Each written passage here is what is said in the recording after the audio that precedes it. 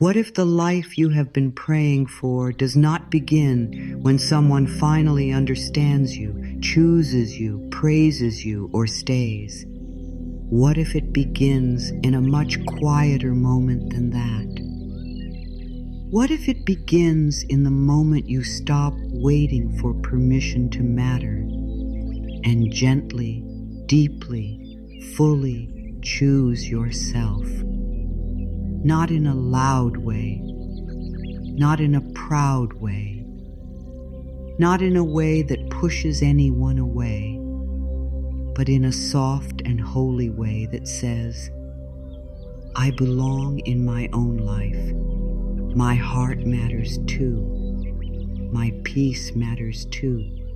My needs matter too. That is the moment everything begins to change.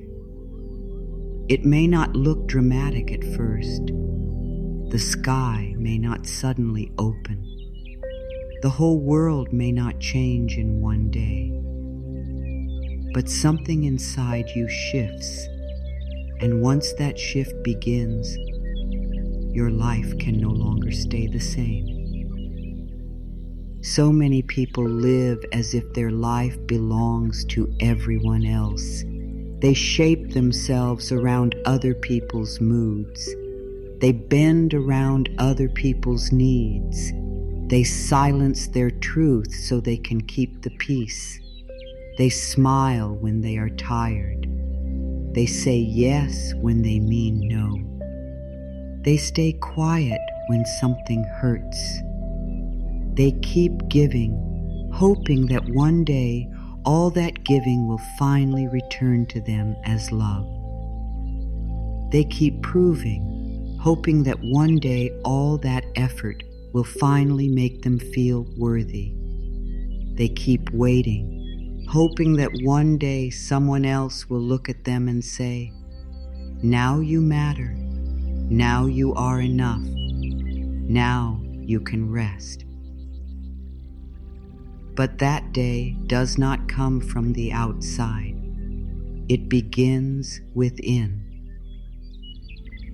It begins when you decide that your own soul is worth listening to. There comes a time in life when the old way of living becomes too painful to continue. The pleasing becomes too heavy. The pretending becomes too exhausting. The self-abandonment becomes too clear to ignore. You may not even have words for it at first. You may just feel tired in a way that sleep does not fix. You may feel empty in places where you used to feel hope. You may notice that even when life looks fine on the outside, something inside keeps whispering, this is not how I want to live anymore. That whisper is sacred. That whisper is not weakness. That whisper is not selfishness. That whisper is the beginning of your return to yourself. Sometimes the biggest changes in life do not begin with action. They begin with awareness. They begin when you finally see what you have been doing to yourself. They begin when you notice how often you place yourself last. They begin when you notice how quickly you forgive others, but how harshly you judge yourself. They begin when you notice how willing you are to give comfort to everyone else, while denying comfort to your own heart. The first miracle is not that everything around you changes. The first miracle is that you see clearly. You see the pattern. You see the pain. You see the cost of living against your own spirit. And once you see it, you cannot unsee it. There is a very tender truth here. Many people are not taught how to choose themselves. Many people are taught the opposite. They are taught to be good by being easy. They are taught to be lovable by being useful. They are taught to avoid conflict at any cost. They are taught to work harder, give more, take up less space, ask for less, need less, and smile through more. Over time, this becomes normal. It begins to feel natural to ignore your own feelings. It begins to feel normal to doubt your own inner voice. It begins to feel safer to betray yourself than to disappoint someone else. But just because something has become familiar does not mean it is healthy. Just because you have lived this way for a long time does not mean it is your truth. The moment you choose yourself, you step out of that old training. You begin to remember that your life is not a performance. Your worth is not something you earn through exhaustion. Your peace is not something you have to beg for. Your value is not decided by how much you can carry, how much you can fix, or how much you can sacrifice.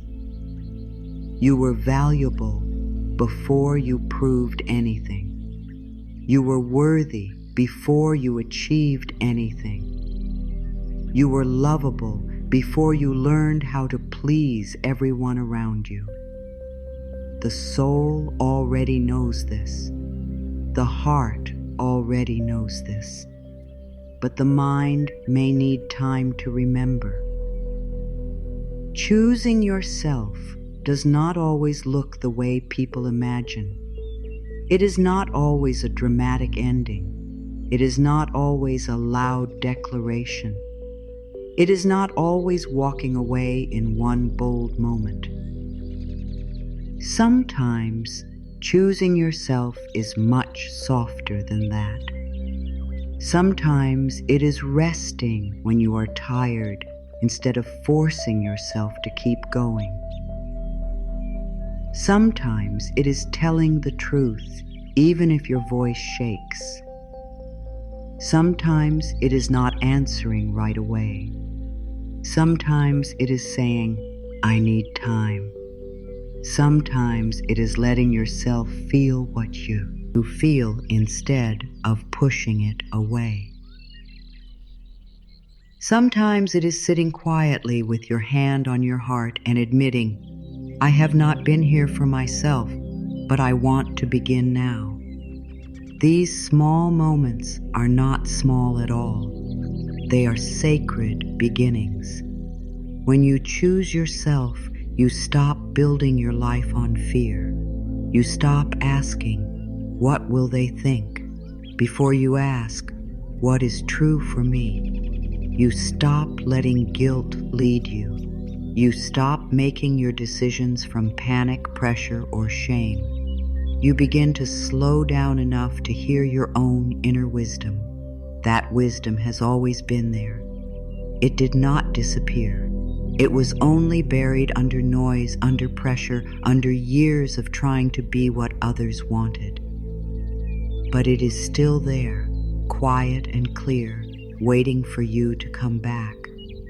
There is something powerful that happens when you choose yourself, even before any outer result appears. Your energy changes. Your body knows it. Your heart knows it. Your spirit knows it. A person who has abandoned themselves feels scattered, tired, and heavy.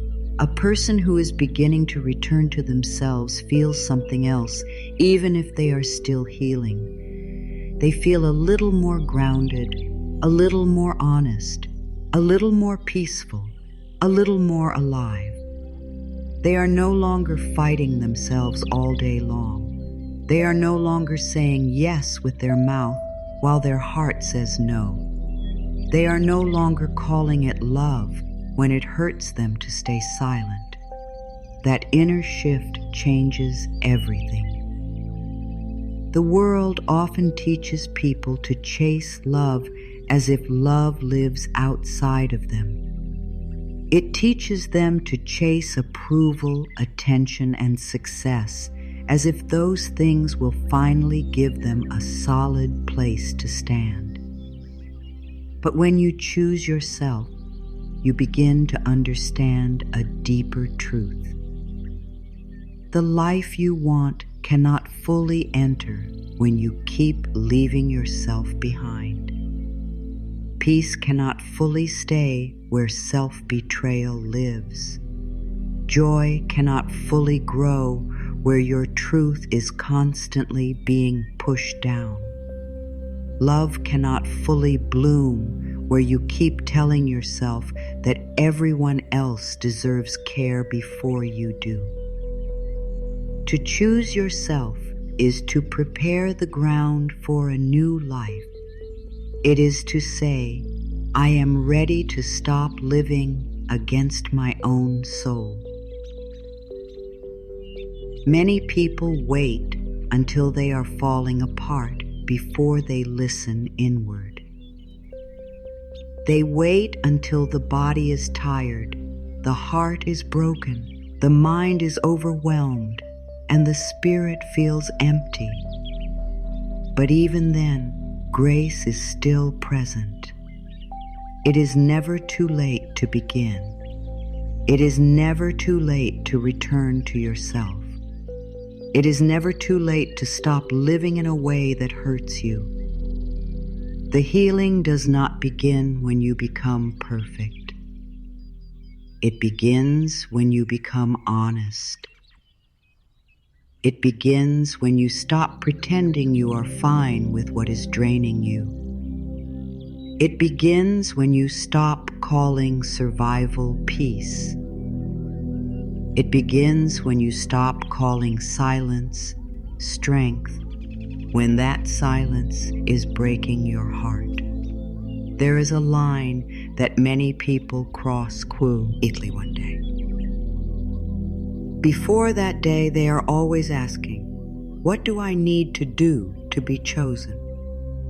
After that day, they begin asking, what do I need to do to stop abandoning myself? That is a holy change. That is where healing begins. Because the truth is, a person can be loved by many and still feel empty if they do not stand with themselves. A person can be praised by many and still feel lost if they do not know their own worth. A person can achieve much and still feel tired if everything they build comes from self-rejection instead of self-honor. Real change begins when the relationship with yourself begins to heal. You may have spent years looking for signs. Maybe you asked for clarity. Maybe you asked for peace. Maybe you asked life to show you what needs to change. Sometimes the answer is not far away. Sometimes the answer is very close. Sometimes the answer is this simple: choose yourself. Choose your peace. Choose your truth. Choose your healing. Choose your time. Choose your energy. Choose the kind voice over the cruel one. Choose the honest feeling over the fake smile. Choose the path that lets your spirit breathe. It may feel unfamiliar at first, but unfamiliar does not mean wrong. Often it means you are finally stepping out of an old pattern and into a truer life. There is no need to do this with anger. There is no need to do this with hardness. Choosing yourself is not about becoming cold. It is not about becoming closed. It is not about becoming unloving. In fact, the opposite is true. The more you choose yourself in a true and healthy way, the more loving you become. Not because you are overgiving again, but because you are no longer resentful, exhausted, and disconnected from your own center. Love flows more clearly through a heart that is not constantly betraying itself. Peace grows more easily in a life that is built on truth. You become softer, not because you are weak, but because you are no longer at war within. Maybe you have known what it feels like to stay too long in places that dim your light. Maybe you have known what it feels like to explain yourself again and again while your heart quietly grows more tired. Maybe you have known what it feels like to keep trying harder when what you really needed was to stop and listen. If so, let this be a gentle reminder. You do not have to keep living that way. You do not have to keep proving your worth through pain. You do not have to keep earning rest. You do not have to keep shrinking to make others comfortable. You are allowed to choose a life that feels more true. You are allowed to choose a life that feels more peaceful. You are allowed to choose yourself. This choice may begin in a very simple way. It may begin when you wake up one morning and notice that you are tired of rushing past yourself. It may begin when you stop in the middle of a hard day and ask, "What do I need right now?" It may begin when you let yourself cry instead of pretending you are strong. It may begin when you stop calling your pain nothing. It may begin when you admit that something is not working for you anymore. It may begin when you choose not to explain your feelings away. Life changes through these moments. Not all at once, but truly. There is power in this, because your life follows what you honor. If you keep honoring fear, fear will keep leading. If you keep honoring guilt, guilt will keep deciding. If you keep honoring everyone else's comfort over your truth, your life will continue to move away from your center. But when you begin honoring your own soul, your life begins to move differently. You make different choices. You allow different things.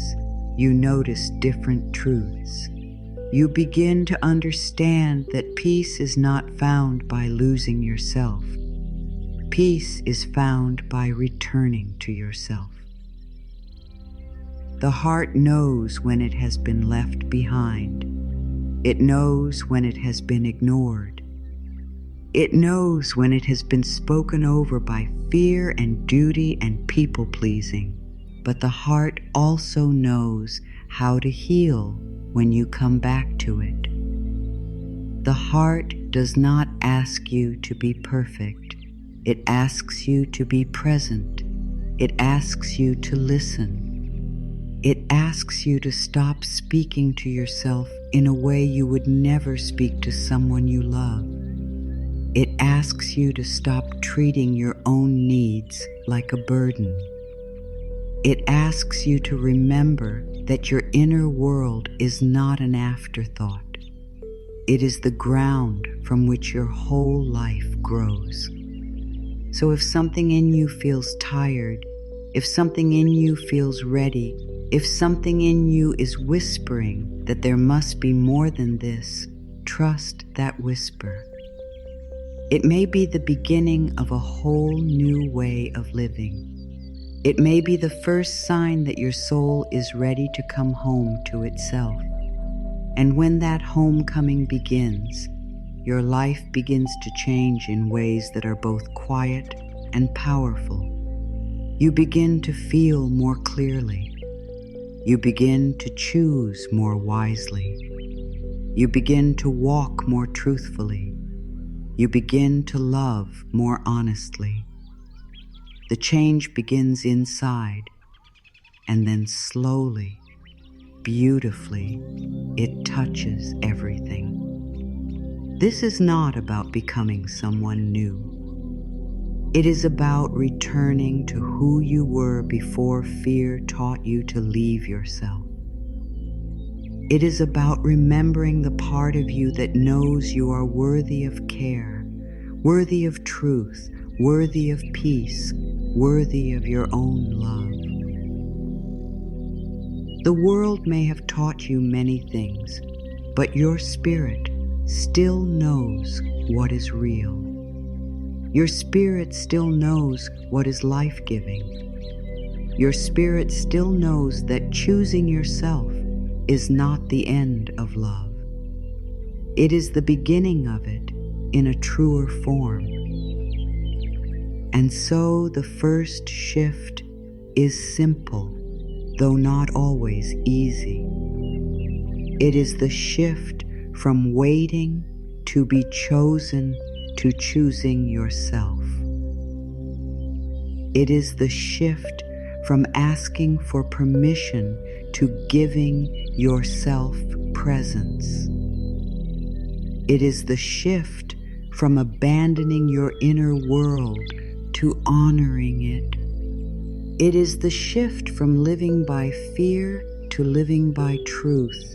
That shift may be quiet, but do not underestimate it. Entire lives change because of quiet inner decisions. Entire futures open because one person finally says, I will not leave myself anymore. That is where the change begins. That is where a new life enters. That is where your soul can finally breathe. To choose yourself is not to turn away from love.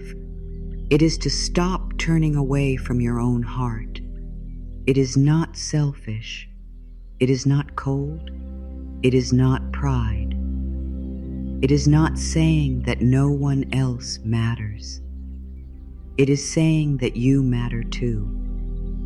It is saying that your inner life is important. It is saying that your peace deserves care. It is saying that the voice inside you should not always come last. This is such a simple truth, and yet many people struggle to believe it because they have spent so long connecting love with sacrifice and worth with suffering. But choosing yourself is not selfishness. It is self-respect. It is spiritual honesty. It is a return to balance. Many people hear the words choose yourself and immediately feel tension. They feel guilt. They feel fear. They imagine selfishness. They imagine hurting people. They imagine becoming someone distant or hard. But real self-choice is not harsh. It is not about becoming less loving. It is about becoming more real. It is about no longer building your life on self-neglect. It is about refusing to harm yourself in order to be accepted. It is about no longer calling self-betrayal kindness. There is nothing selfish about protecting your peace. There is nothing selfish about telling the truth. There is nothing selfish about honoring what your soul can no longer carry. To choose yourself means to listen inward before you act outward. It means to notice what is true in your body, true in your heart, true in your spirit. It means to stop moving so quickly that you lose contact with your own inner knowing.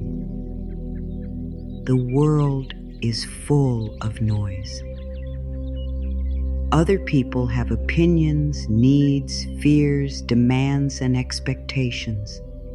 If you are not careful, you can spend your whole life responding to all that noise and never hear your own truth. To choose yourself means you pause long enough to listen. You ask, How do I really feel? What do I truly need? What is honest for me in this moment? That pause is sacred. That pause changes everything. Choosing yourself means honoring your feelings without letting shame silence them. It means if something hurts, you admit that it hurts. If something drains you, you admit that it drains you. If something no longer feels right, you admit that it no longer feels right. This does not mean you become ruled by every emotion. It means you respect what your inner world is trying to tell you.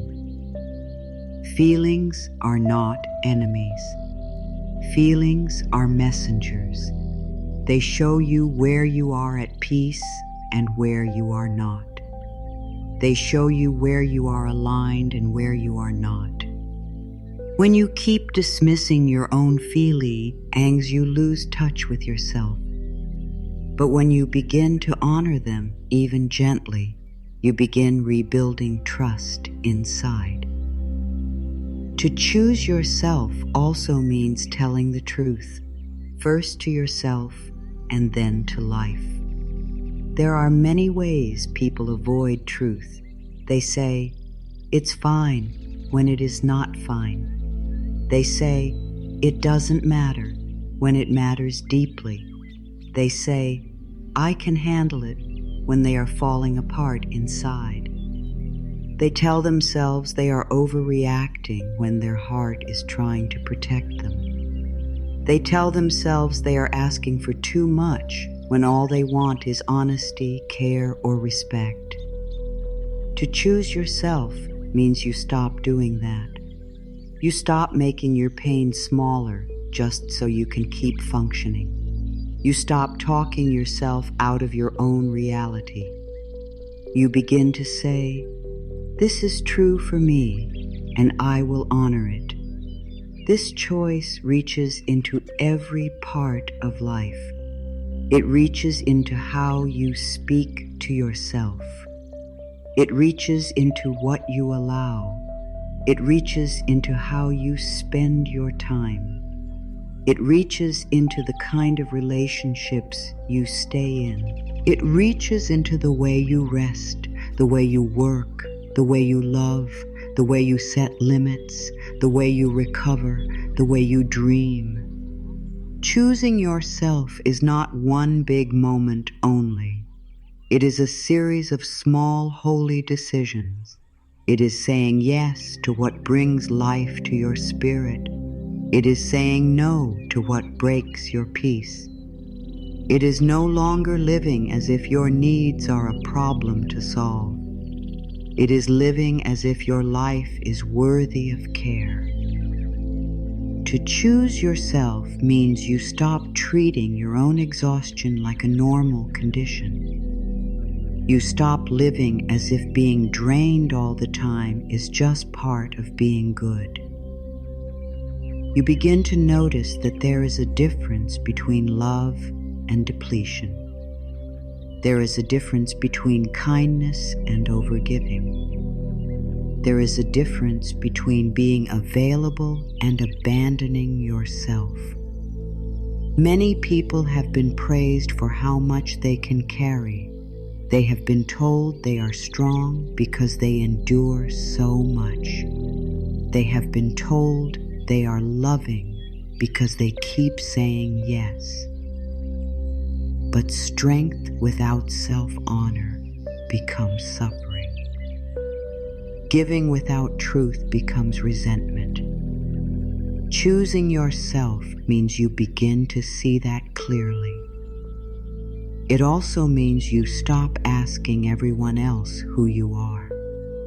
You stop building your identity around being liked, needed, wanted, or approved of. You begin to ask a deeper question. Who am I when I am not trying to be enough for everyone else? That is a powerful question. It can feel uncomfortable at first because many people have spent years shaping themselves around other people's comfort. They have learned how to read the room, how to adjust, how to keep the peace, how to avoid rejection. They know how to survive, but they may not know how to simply be. To choose yourself is to begin learning that. It is to begin living from your center, not from constant reaction. Choosing yourself means allowing your inner voice to become more important than the fear of disappointing others. That does not happen in one day for most people. It takes practice. It takes courage. It takes honesty. Sometimes the fear of disappointing others feels bigger than the pain of disappointing yourself because that pattern has been there for so long. But little by little, something shifts. You begin to notice the cost of always saying yes. You begin to notice the ache that follows self-betrayal. You begin to see that every time you silence yourself to keep someone else comfortable, a part of you grows more tired. And one day, your peace becomes more important than pretending. That day is a turning point. There is great love in self-choice. Real love does not ask you to leave yourself behind. Real love does not demand that you become less true in order to stay connected. Real love does not grow stronger through your silence. Real love does not need your self-erasure. When you choose yourself, you are not rejecting love. You are making room for a better kind of love. A love that can breathe. A love that can be honest. A love that does not ask you to disappear in order to belong. The more deeply you honor yourself, the more clearly you begin to see the difference between what feels loving and what only feels familiar. Choosing yourself means trusting that your needs are not shameful. This is important because many people feel embarrassed by their own needs. They feel embarrassed for wanting rest, respect, reassurance, truth, time, softness, care, or space. They have learned to act as if needing anything at all makes them difficult. But to be human is to have needs. To be alive is to need love, rest, truth, safety, and peace. There is nothing wrong with you for needing what helps you stay whole. In fact, one of the most healing things you can do is stop fighting your own humanity. Stop acting as if your heart should never need care. Stop acting as if your spirit should live on crumbs. To choose yourself is also to set gentle, honest boundaries. A boundary is not punishment. It is not anger. It is not a wall made from bitterness. A boundary is a clear expression of self-respect. It says, this is what I can hold. This is what I cannot hold.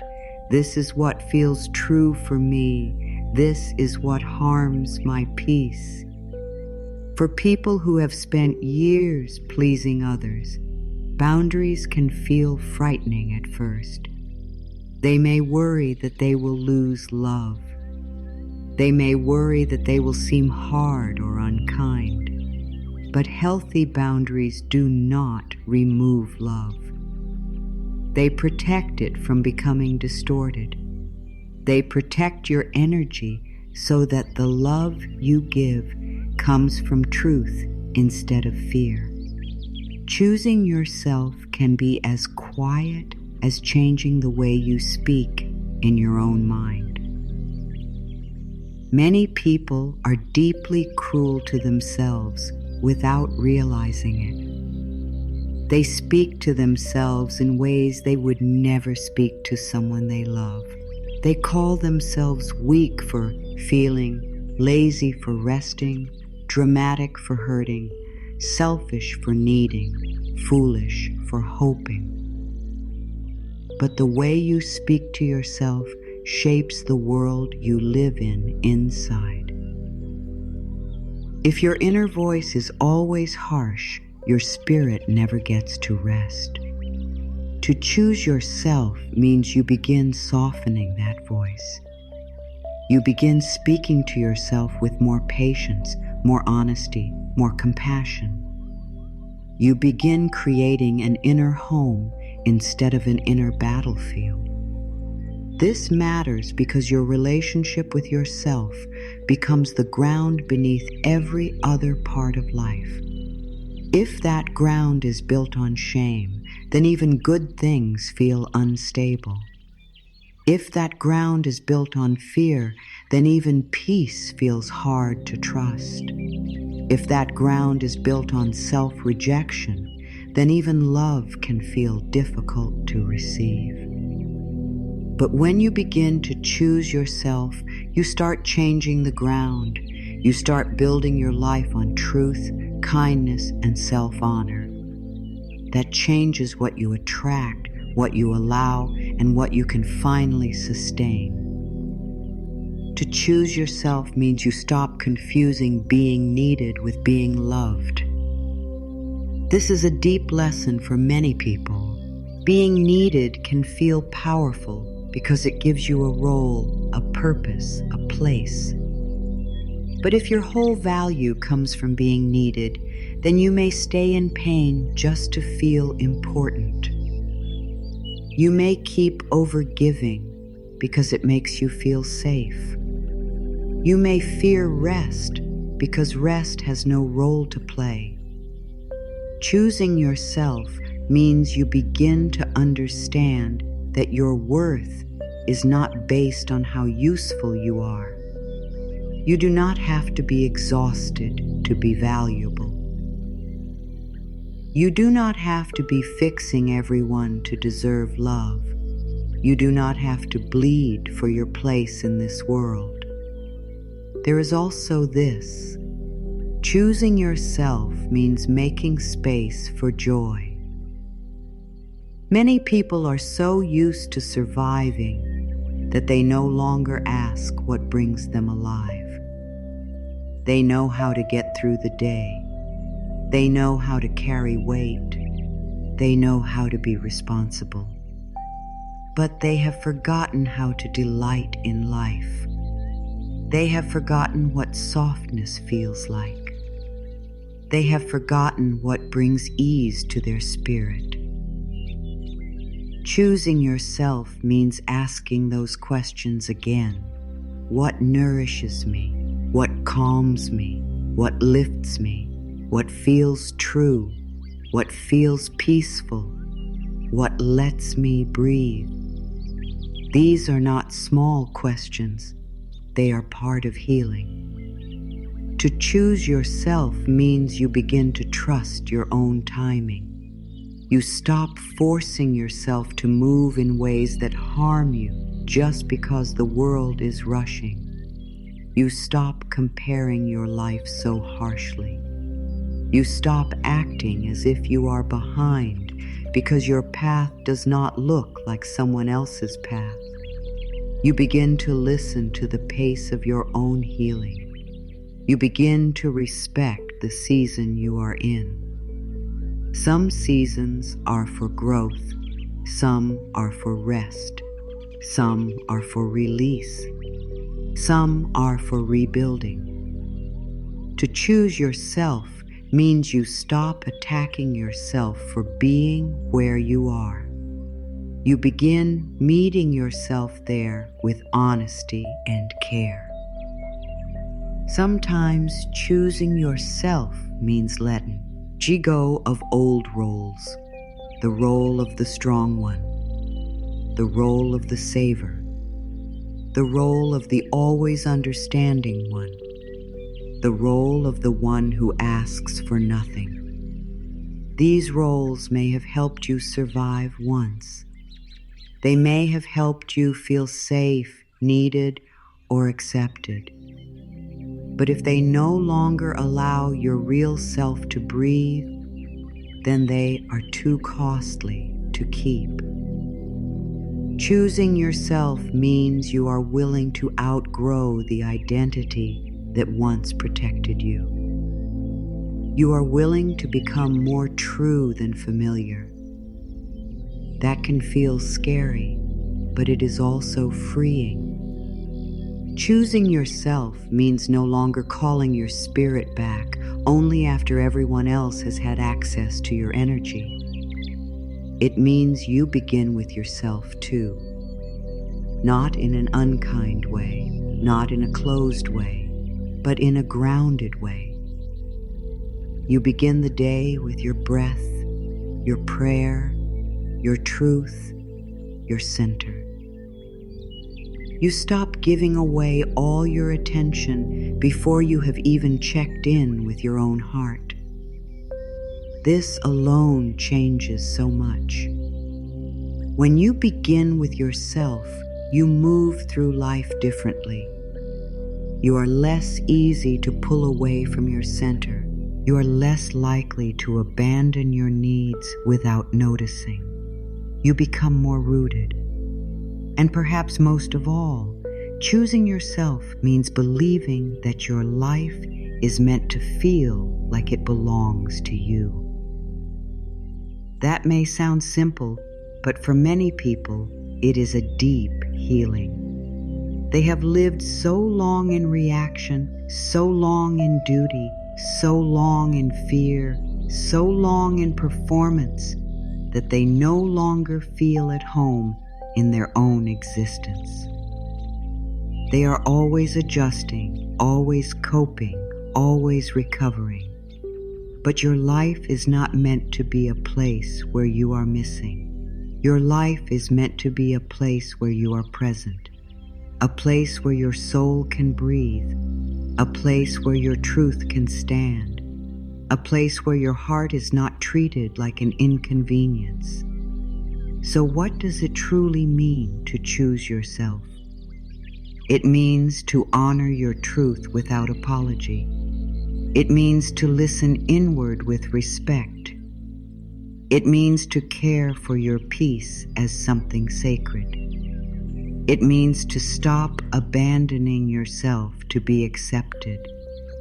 It means to speak kindly within. It means to set limits where needed. It means to allow your humanity without shame. It means to build a life that does not require you to disappear in order to keep it. It means to live as if your soul matters, because it does. This is not always easy, but it is holy work.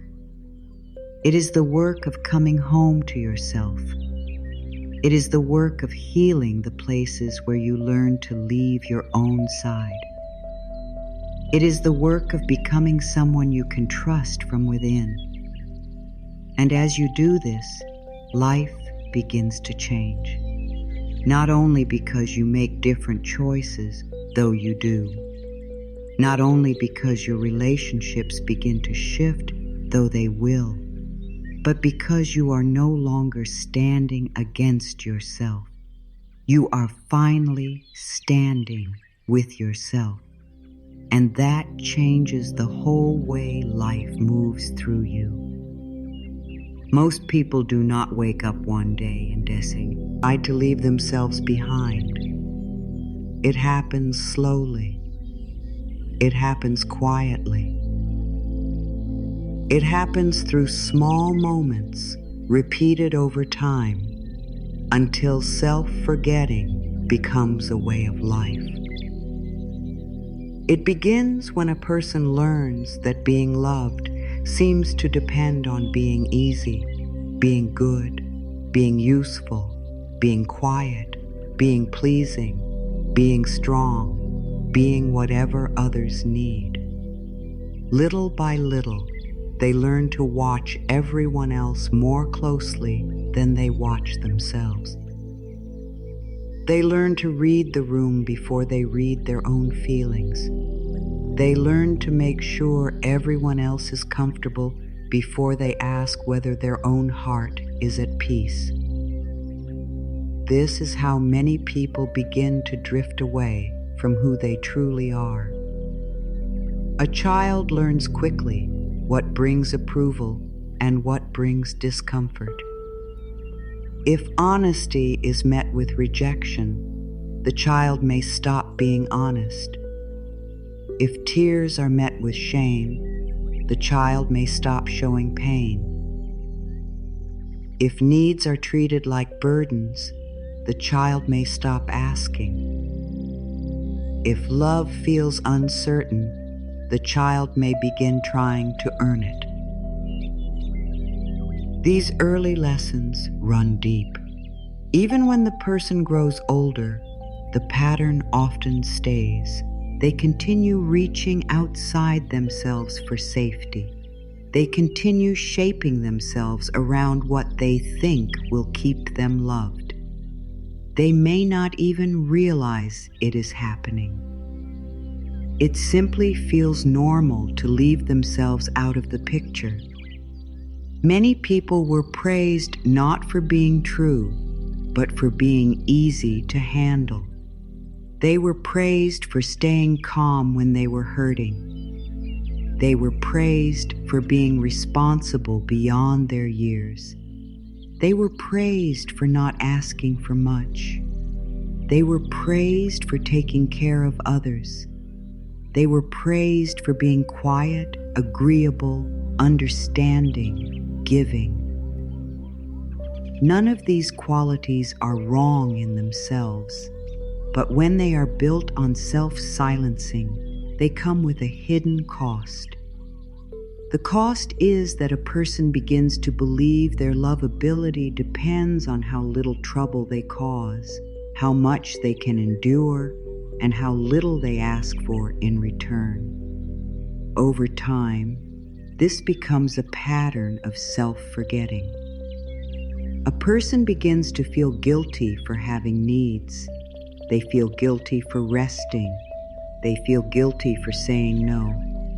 They feel guilty for wanting more peace, more honesty, more care.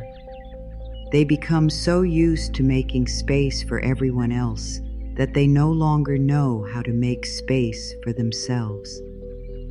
If they do try, they may feel uncomfortable right away, as if they are doing something wrong.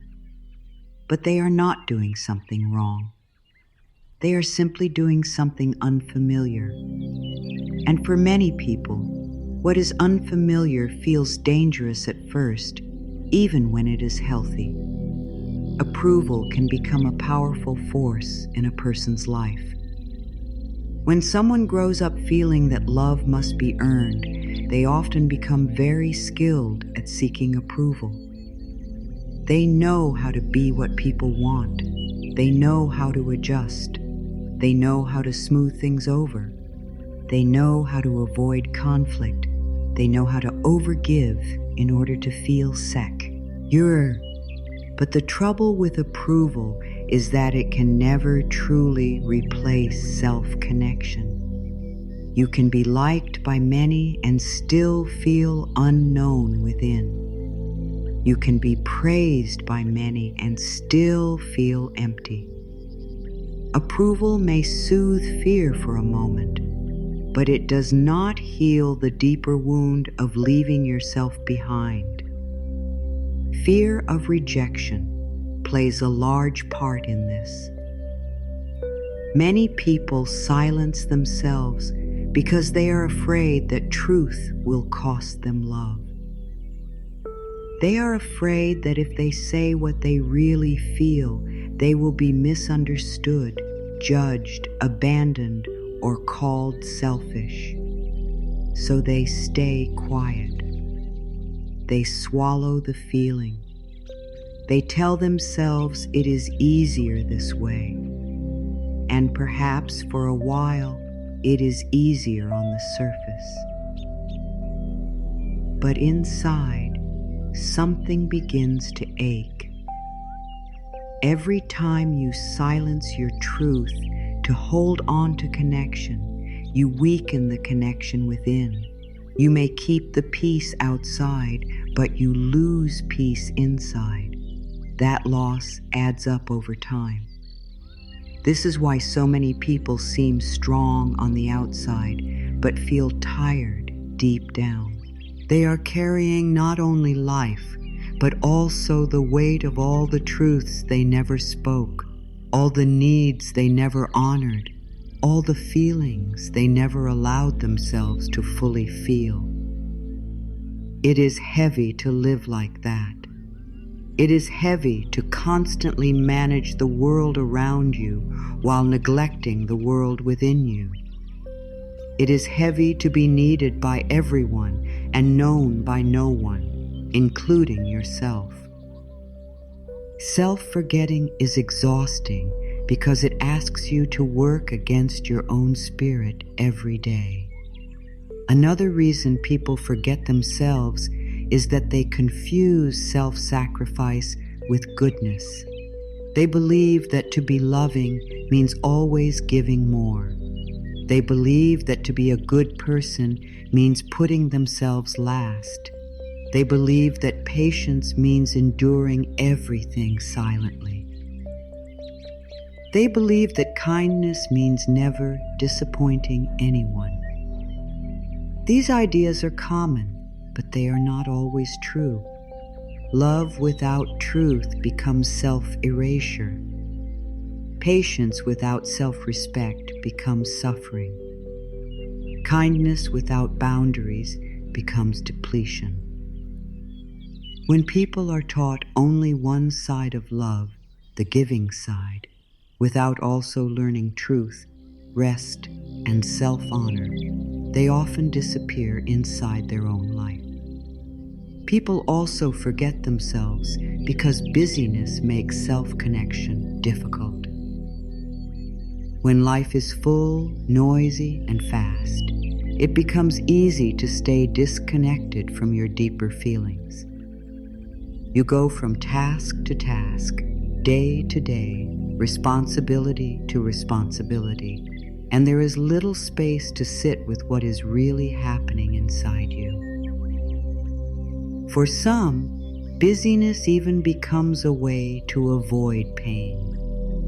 If they keep moving, they do not have to feel the emptiness.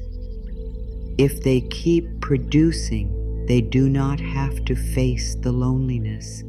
If they keep helping, they do not have to ask why they feel unseen.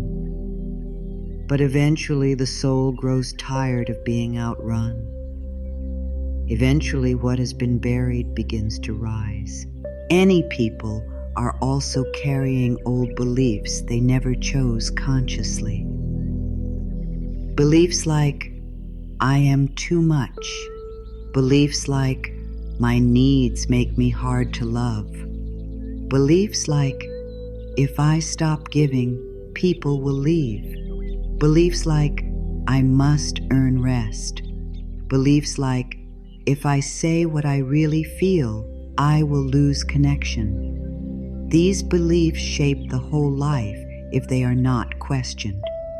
They affect who a person loves, what they tolerate, how they speak, how they work, how they rest, and how they see themselves. A person may think they are simply being nice, patient, or loyal, when in truth they are being led by fear and old pain. This is why awareness matters so much. You cannot heal a pattern you do not see. Self-forgetting is often praised in the world. The one who never complains is called strong. The one who always gives is called generous. The one who keeps enduring is called loyal. The one who takes care of everyone is admired. Again, these qualities are not wrong by themselves. But when the person is secretly collapsing inside, praise becomes dangerous. Praise can keep people trapped in roles that are harming them.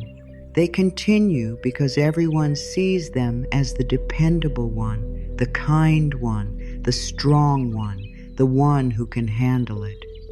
But who asks whether the strong one is tired? Who asks whether the giving one feels empty? Who asks whether the always smiling one is lonely inside? Often no one does. And so the person keeps going, even when their spirit is begging for a different way. There is also the deep human need to belong. People fear being left out. They fear being judged. They fear losing connection. So they hide the parts of themselves that might make others uncomfortable. They hide their pain. They hide their anger. They hide their dreams. They hide their truth. They become smaller, quieter, easier to accept. This may help them feel safe for a while, but it comes with a sorrowful cost. They begin to belong everywhere except within themselves. They become accepted versions of themselves instead of whole versions of themselves. And while the outside connection may remain, the inner connection weakens. Sometimes people forget themselves because they have survived so much that they no longer know how to ask for more than survival. They are proud of how much they can endure, and perhaps they should be. Survival takes strength. Endurance takes courage. But there comes a point when survival is no longer enough. There comes a point when the soul asks not only, "Can I make it through this?" but also, "Can I live more truly than this?" That question can feel almost strange to someone who has been in survival for a long time.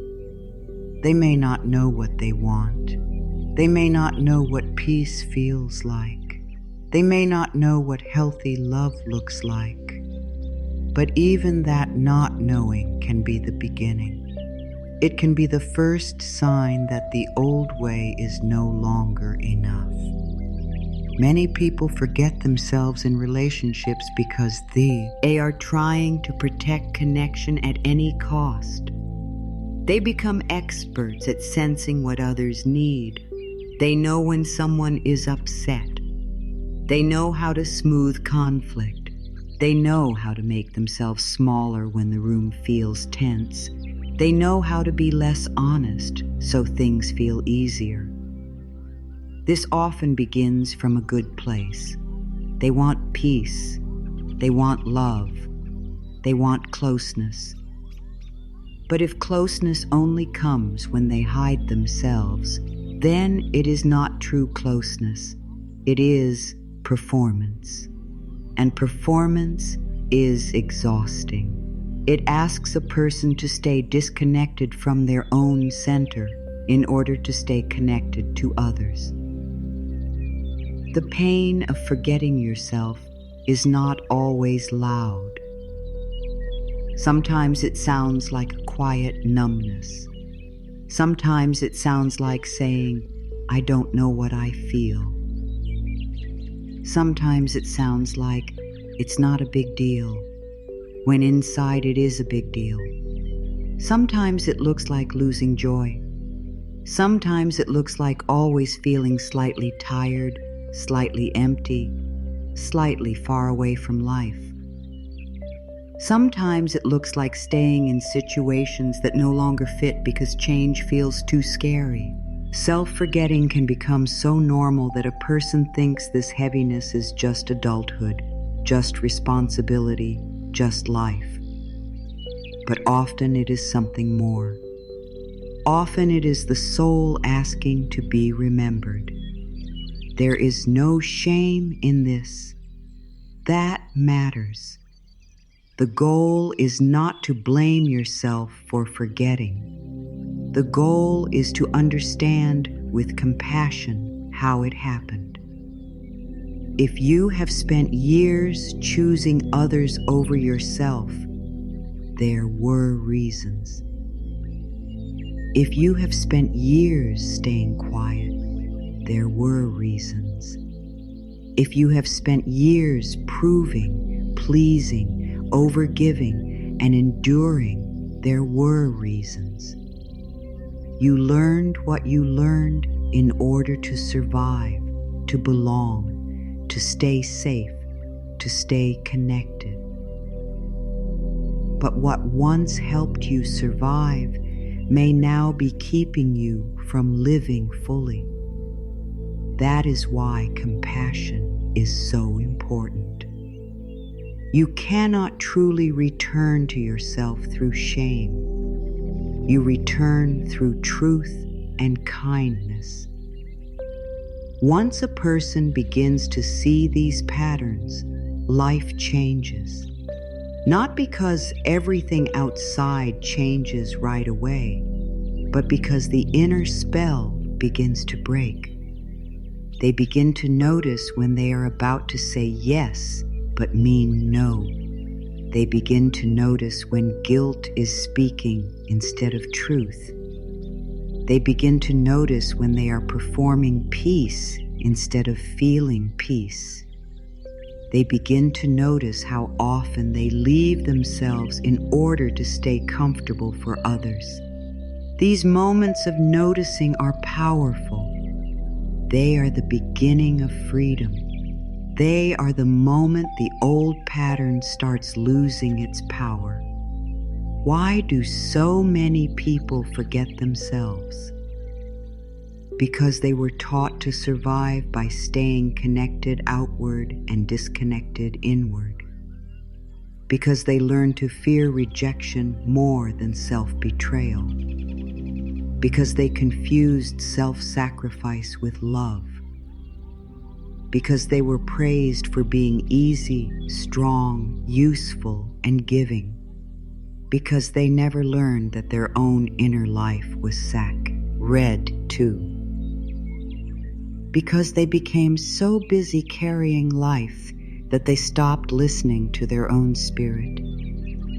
Because the world often rewards performance more quickly than truth. Because old pain can become old habit. Because fear is loud. Because self-love may feel unfamiliar at first.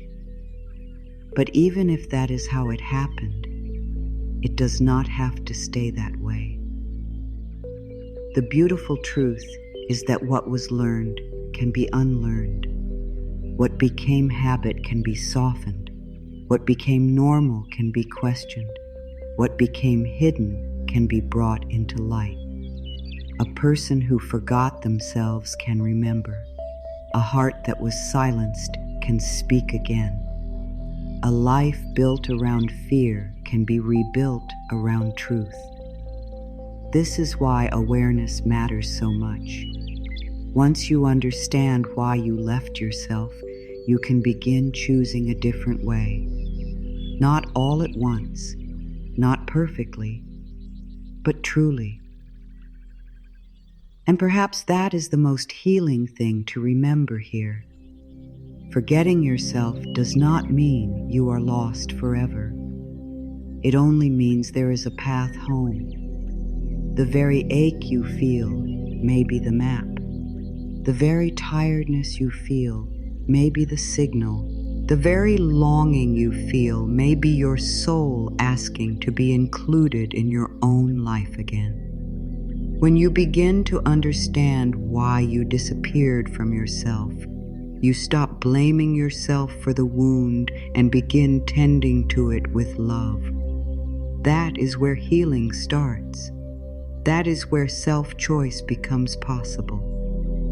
That is where the change you long for begins to feel real.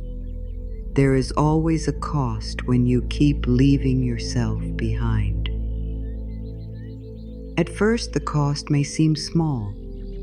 It may look like staying quiet one more time. It may look like saying yes when you want to say no. It may look like pushing through your tiredness, ignoring your feelings, smiling when your heart feels heavy, or pretending that something does not matter when it matters deeply.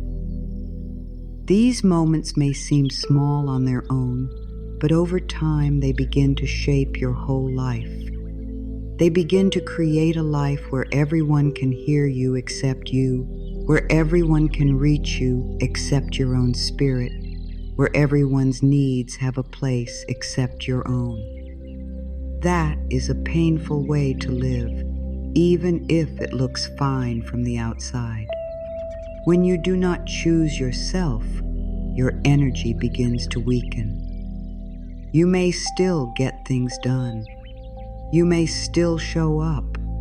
You may still handle responsibilities and care for others and keep moving through the day. But inside, something begins to fade. The joy is not as easy to feel. Rest does not fully restore you. Even quiet moments may not feel peaceful because there is so much unspoken truth living inside you. You may feel like you are carrying a weight you cannot explain. You may feel tired in your mind, tired in your body, tired in your heart. Not because you are weak, but because it takes a great deal of energy to keep abandoning yourself. One of the deepest costs of not choosing yourself is confusion. When you spend a long time ignoring your own truth, you slowly lose touch with it.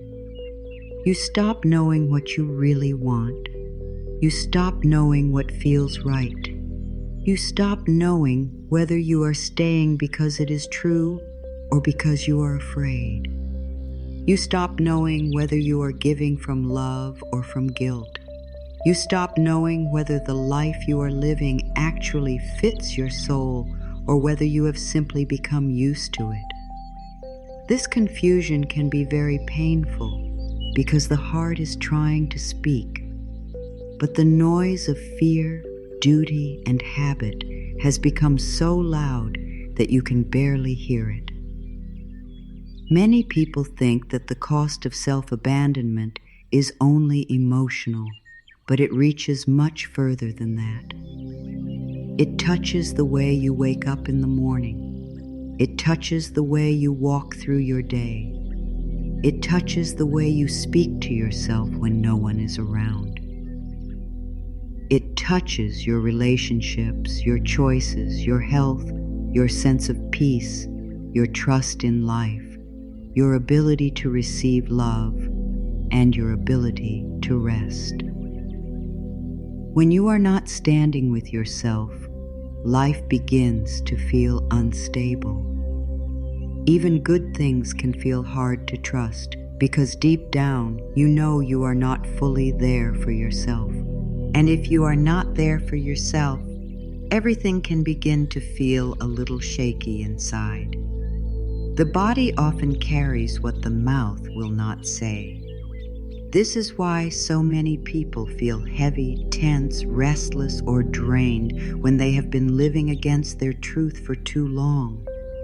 The body is always listening. The body knows when something is not right. It knows when you are forcing yourself. It knows when you are holding back tears. It knows when you are carrying too much. It knows when you are pretending to be okay. You may tell yourself that you can keep going, that it is not a big deal, that you just need to try harder, but the body keeps telling the truth. It asks for rest. It asks for honesty. It asks for gentleness. It asks you to stop living in a way that costs you your peace. When you do not choose yourself, relationships can become painful in ways that are difficult to explain at first. You may feel unseen, but not know how to ask to be seen. You may feel unappreciated, but keep giving more anyway. You may feel lonely in the very places where you are always present. You may feel like people expect so much from you without realizing how much you are carrying. Sometimes this happens because others truly are taking too much. Sometimes it happens because you have trained people to expect your overgiving. Sometimes it happens because you have been afraid to show your limits. Whatever the reason, the result is the same.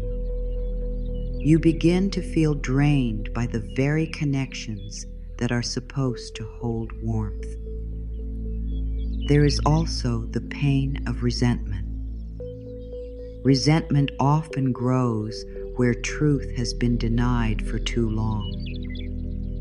Many kind and loving people feel ashamed of resentment, but resentment is often a signal. It is the heart saying, I have been carrying too much. I have been saying yes when I mean no. I have been giving from empty places. I have been asking myself to survive things that are hurting me. Resentment is not always a sign that you are unloving.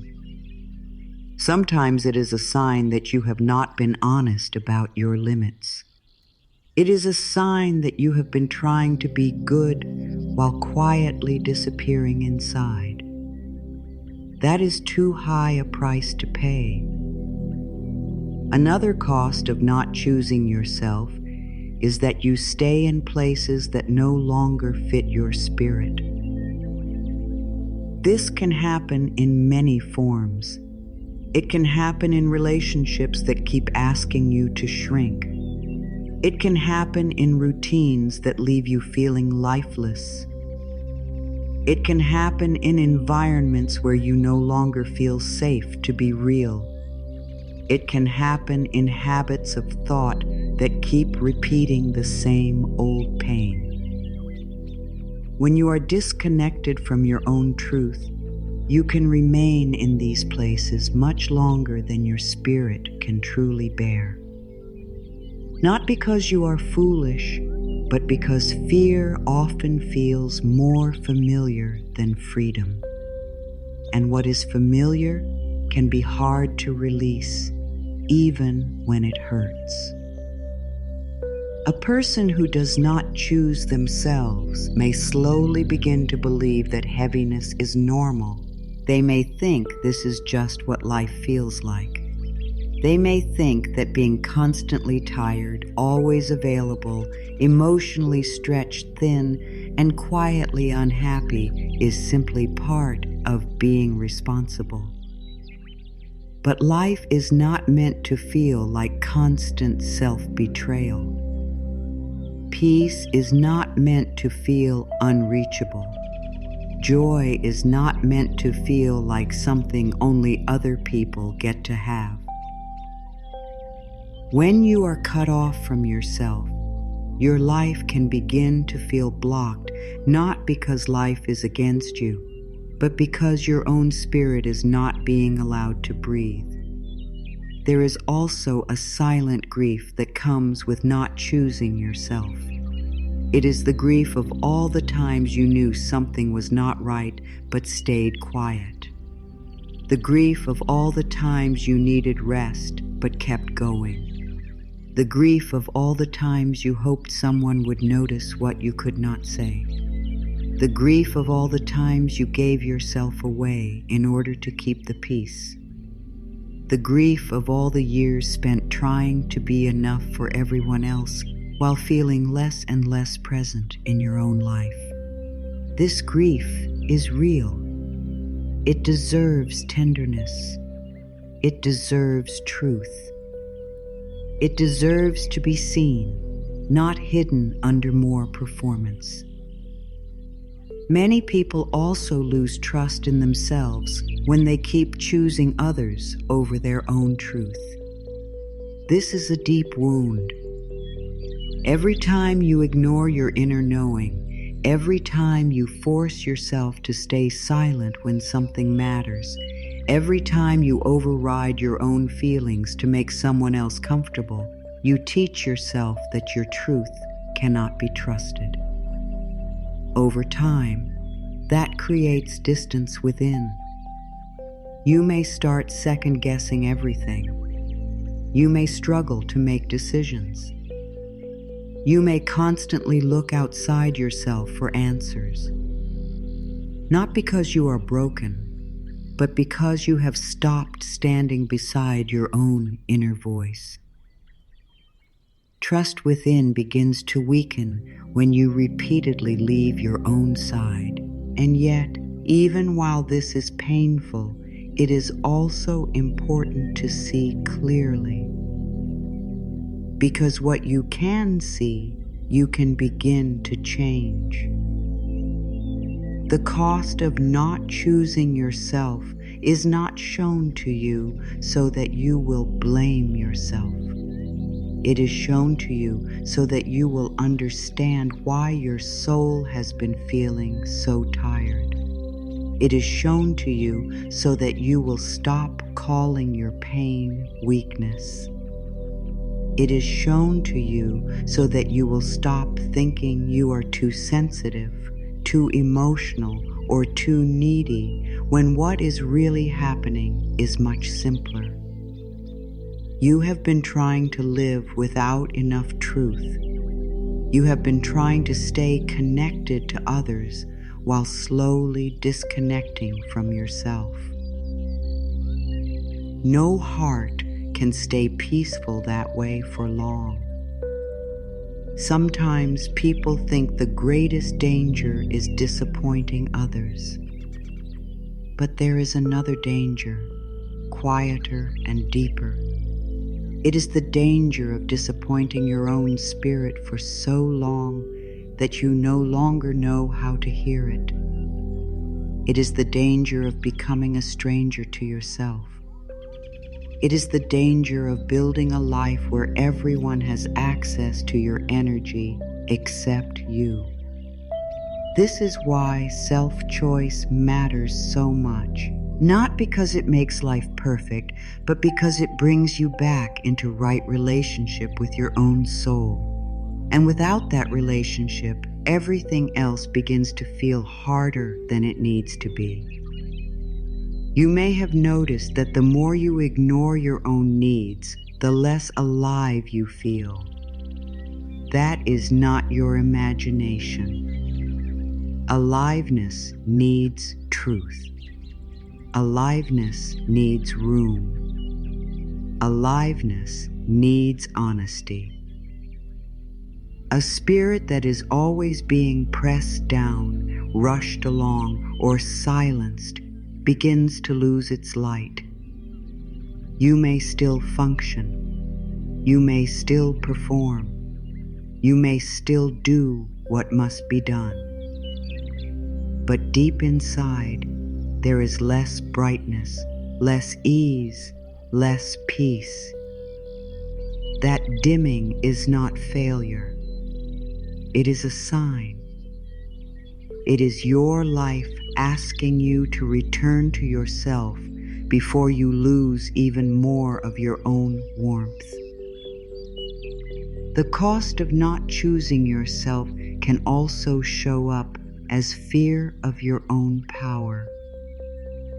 If you have spent years pleasing, adjusting, and shrinking, then standing in your truth may begin to feel unfamiliar. You may feel scared of your own no. You may feel scared of your own needs. You may feel scared of what might happen if you finally stop carrying what was never yours. But those fears are often signs that a deeper healing is close. Because underneath the fear is a life waiting to breathe more freely. Underneath the guilt is a self that wants to come back into the center. Underneath the heaviness is a truth that has been waiting to be honored.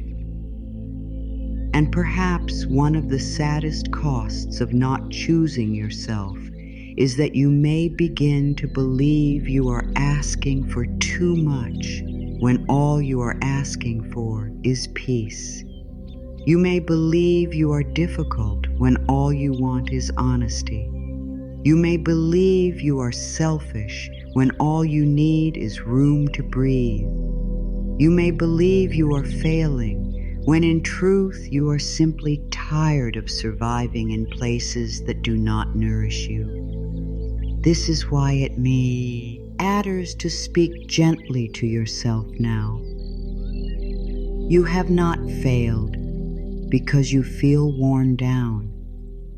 You have not failed because your heart wants more. Your soul is not wrong for asking to live in truth.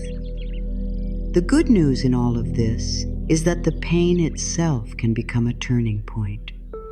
The tiredness can become a message. The confusion can become a call back to your center. The resentment can become a sign that your truth needs air. The emptiness can become the moment you begin asking different questions. Not, how do I keep everyone happy? But, what is this costing my spirit? Not, how do I keep proving myself? But, what would it feel like to stop fighting myself? Not, how do I keep carrying this? But, what am I finally ready to put down? When you begin asking those questions, healing starts. Life starts opening in a new way. Not because every outer problem disappears at once, but because you are no longer willing to ignore the inner cost. You begin to understand that peace matters, truth matters, rest matters, your own life matters. And once that understanding enters deeply enough, the old pattern begins to lose its hold. The cost has become too clear. The pain has become too real to keep pretending. And from that honesty, a new chapter begins to rise. There comes a moment, sometimes quiet and almost hidden, when something inside you says, enough. Not enough in anger alone, though anger may be there. Not enough in blame, though pain may be there. But enough in truth. Enough of leaving yourself behind. Enough of carrying what is breaking your peace. Enough of pretending that what hurts you does not hurt. Enough of calling your silence strength when your heart is crying out for honesty. This is the turning point. It does not always arrive with dramatic change on the outside. Very often, it begins inside, like a small flame being lit in a room that has been dark for a very long time. The turning point is not always loud, because real change often begins in stillness. It may begin in the middle of an ordinary day, when you suddenly realize how tired you are of your own patterns. It may begin after one more disappointment that opens your eyes to what you have been accepting. It may begin when you hear yourself say, I'm fine, and something in you knows you are not. It may begin in the middle of the night when your heart is too full to keep pretending. It may begin in silence with no one else even knowing it has happened. But inside, something has changed. You can no longer live the old way without feeling the cost more clearly. For many people, the turning point begins when pain becomes harder to carry than truth. Before that moment, fear may still feel stronger. Fear of change, fear of disappointing others, fear of being misunderstood, fear of loss, fear of standing alone. But then one day, the pain of staying the same becomes heavier than the fear of something new. The pain of silencing yourself becomes heavier than the fear of speaking. The pain of overgiving becomes heavier than the fear of saying no. The pain of self-abandonment becomes heavier than the fear of self-honor, and in that moment life begins to shift. You do not have all the answers yet, but you know you cannot go back to sleep inside yourself. The turning point is holy because it is the moment your soul begins to speak more clearly than your conditioning. For so long, you may have been led by habit, by old fear, by the need to please, by the fear of rejection, by the need to survive. But at the turning point, a deeper truth rises. It says, I matter too. It says, this is hurting me. It says, I cannot keep doing this to myself. It says, something has to change. That voice may tremble at first. It may not sound powerful yet. But do not underestimate it. A trembling truth is still truth. A quiet awakening is still awakening. Sometimes this moment comes after a long season of inner struggle. You may have been trying to ignore what you feel for a long time. You may have been explaining things away, giving more chances, trying harder, pushing through, telling yourself to be patient, telling yourself not to be dramatic, telling yourself to keep going. But eventually, the soul grows weary of being ignored. Eventually, the truth asks to be heard, and the more you resist it, the more tired you become. Then one day, in one deep breath of honesty, you finally admit what your spirit has known for a long time. That admission is the beginning of freedom. The turning point often begins with simple honesty. Not a perfect plan, not a sudden answer to everything, just honesty. I am tired. This is not working for me anymore. I have been leaving myself behind. I do not want to live like this. These are powerful words, even if they are spoken in a whisper, because honesty breaks the spell of denial. Honesty brings you back into the room. Honesty opens the door that fear was trying to keep shut. Once you are honest with yourself, life has something real to work with. Healing can begin because truth has finally been welcomed in. There is also a tenderness in this moment because many people feel grief when they reach it. They grieve the years they spent disconnected from themselves. They grieve the ways they were taught to abandon their own needs. They grieve the time lost in proving, pleasing, and enduring. They grieve the softness they had to bury in order to survive. This grief is not a sign that you are doing something wrong. It is a sign that your heart is waking up. Grief often walks beside healing because when you begin to see clearly, you also begin to feel what it cost you not to live in truth. But the turning point is not only grief, it is also relief. Relief that you no longer have to pretend not to know. Relief that you no longer have to call your pain normal. Relief that you no longer have to keep running from your own heart. Relief that you are finally beginning to hear yourself again.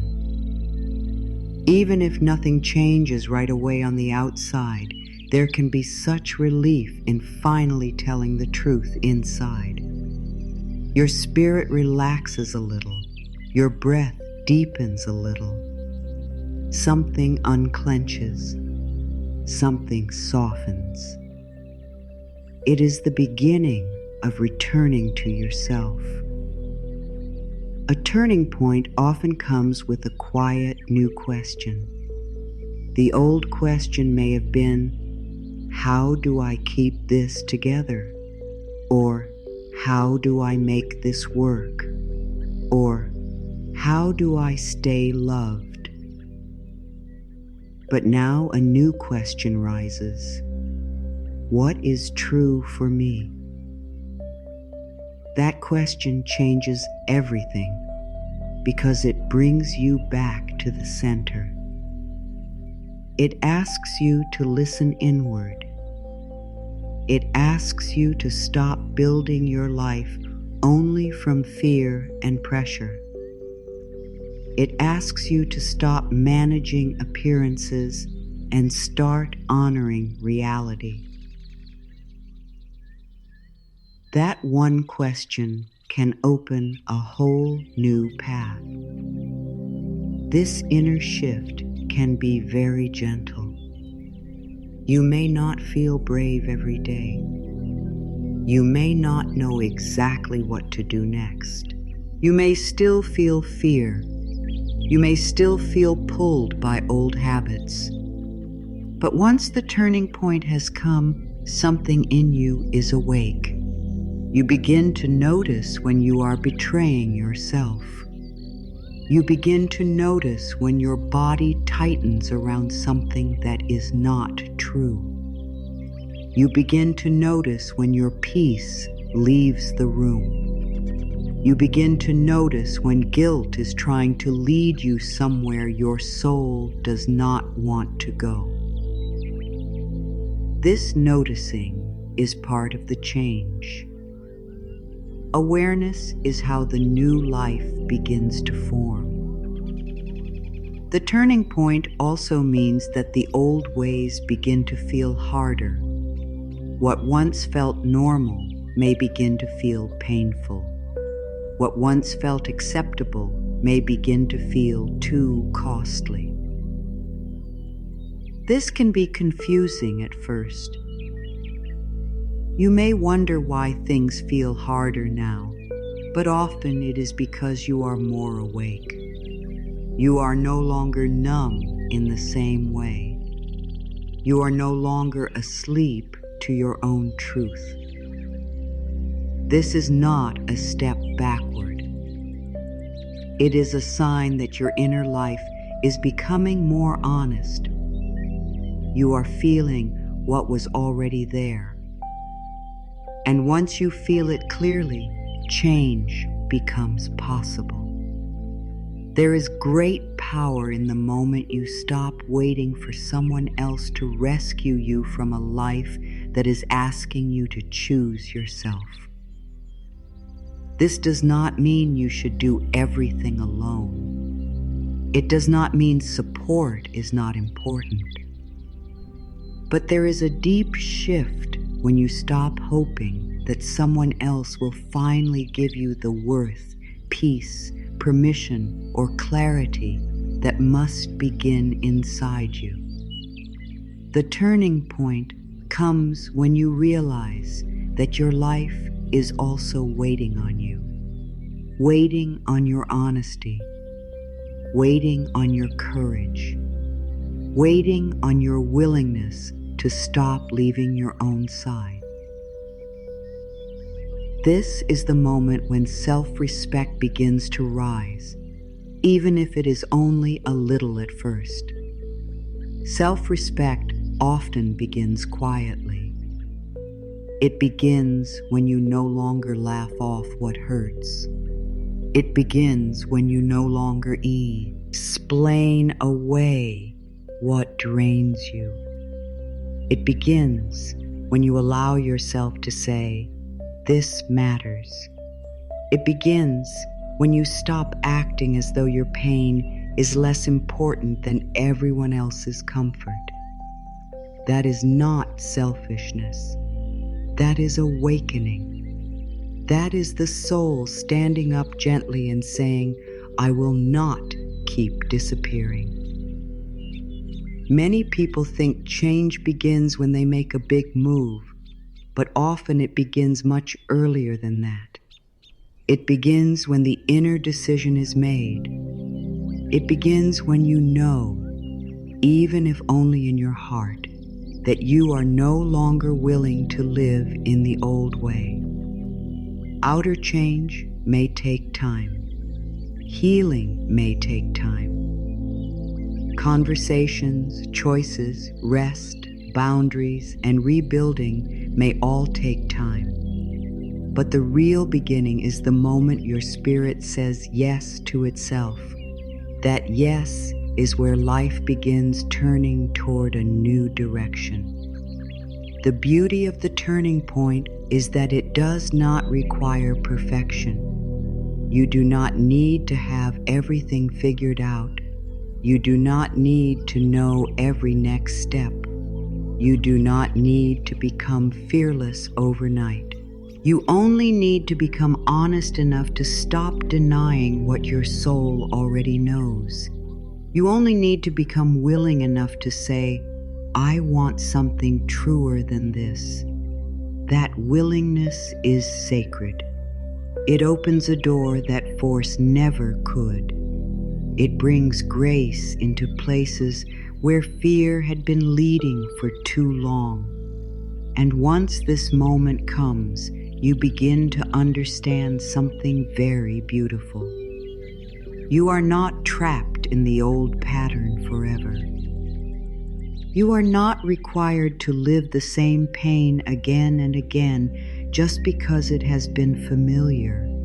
You are allowed to change. You are allowed to grow.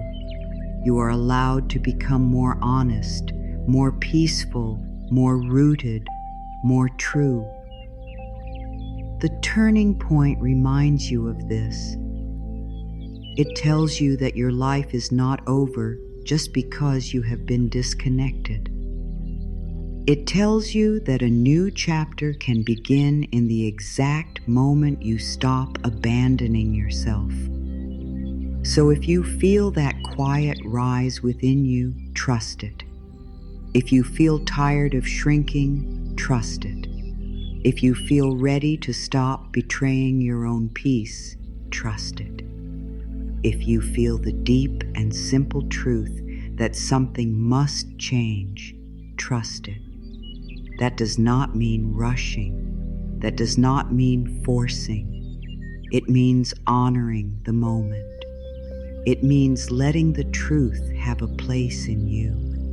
It means letting your soul know that you are finally listening. And from that listening, life begins to move differently.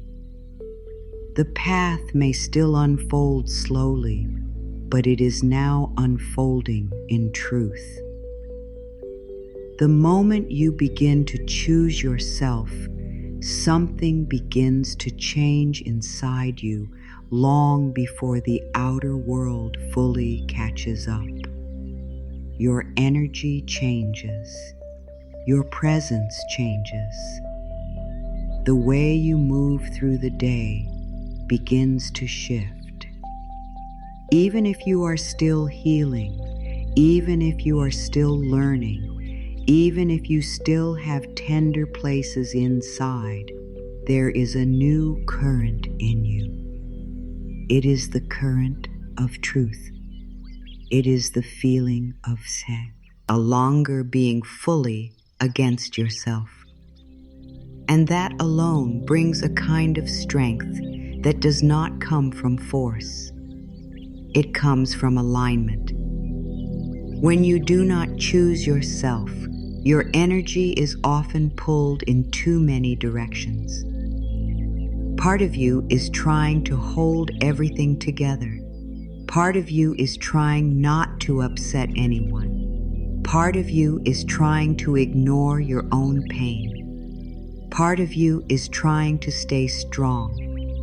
Part of you is trying to please. Part of you is trying to survive.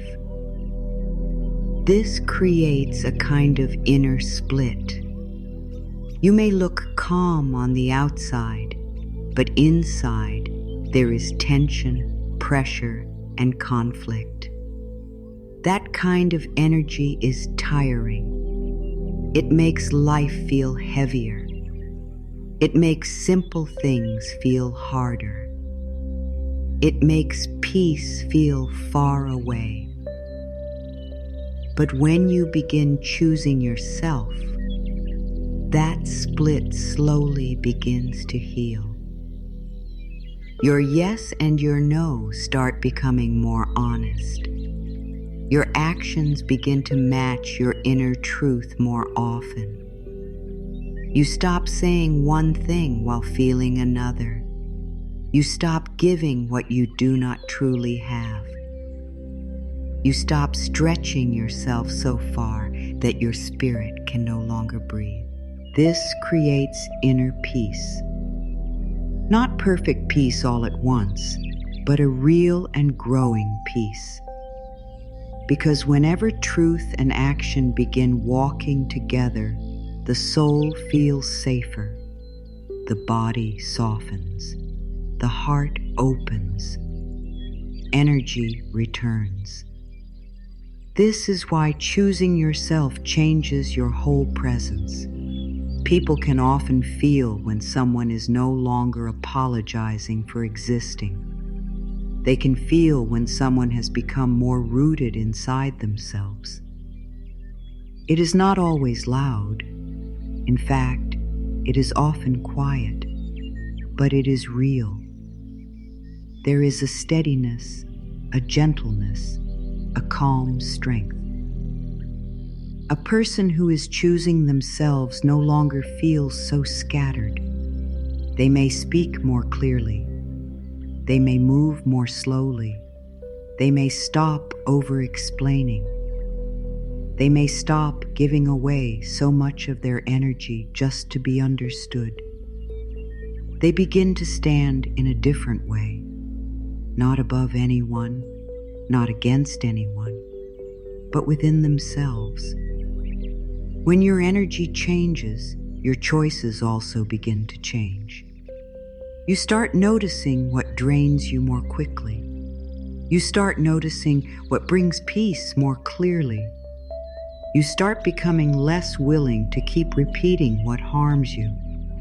Not because you are suddenly hard, but because you are becoming more awake. A tired soul will accept many things just to avoid more struggle. But a soul that is coming back to itself begins to value truth more deeply. It begins to understand that not every opportunity is aligned, not every connection is healthy, not every yes is loving, and not every sacrifice is sacred. That awareness changes everything. Choosing yourself changes the way you speak. When you have been living from fear, your words may be full of apology, confusion, or hesitation. You may explain too much. You may soften your truth before anyone even reacts. You may speak as if your feelings need permission to exist. But when you begin choosing yourself, our words slowly become clearer. You begin saying what you mean with more peace. You begin speaking from honesty rather than panic. You begin trusting that your truth does not need to be hidden in order to be worthy. There is power in that shift. Language carries energy, and when your words begin coming from a more rooted place, life responds differently. It also changes the way you make decisions. Before, you may have decided from guilt, from fear of being disliked, from pressure, from the need to keep everything smooth. But when you begin choosing yourself, a different question enters your life. Does this bring peace to my spirit? Is this honest for me? Does this honor my truth? Can I say yes to this without leaving myself behind? These questions help you move from reaction to alignment. They help you stop living only from old habits. They help you build a life that supports your inner world instead of constantly asking it to endure more pain. There is also a deep energetic difference between chasing and allowing. A person who has not chosen themselves often chases what they think will finally make them feel enough. They chase approval. They chase certainty. They chase love that must be earned. They chase rest they have not yet given themselves permission to take. But when you begin choosing yourself, some of that chasing starts to fall away. You become less desperate for what does not honor you. You become less attached to proving your worth. You begin to understand that what is meant for you will not require you to betray your own spirit to receive it. This is a powerful, energetic shift. It takes you out of strain and begins bringing you into trust. Choosing yourself also makes you more available to peace.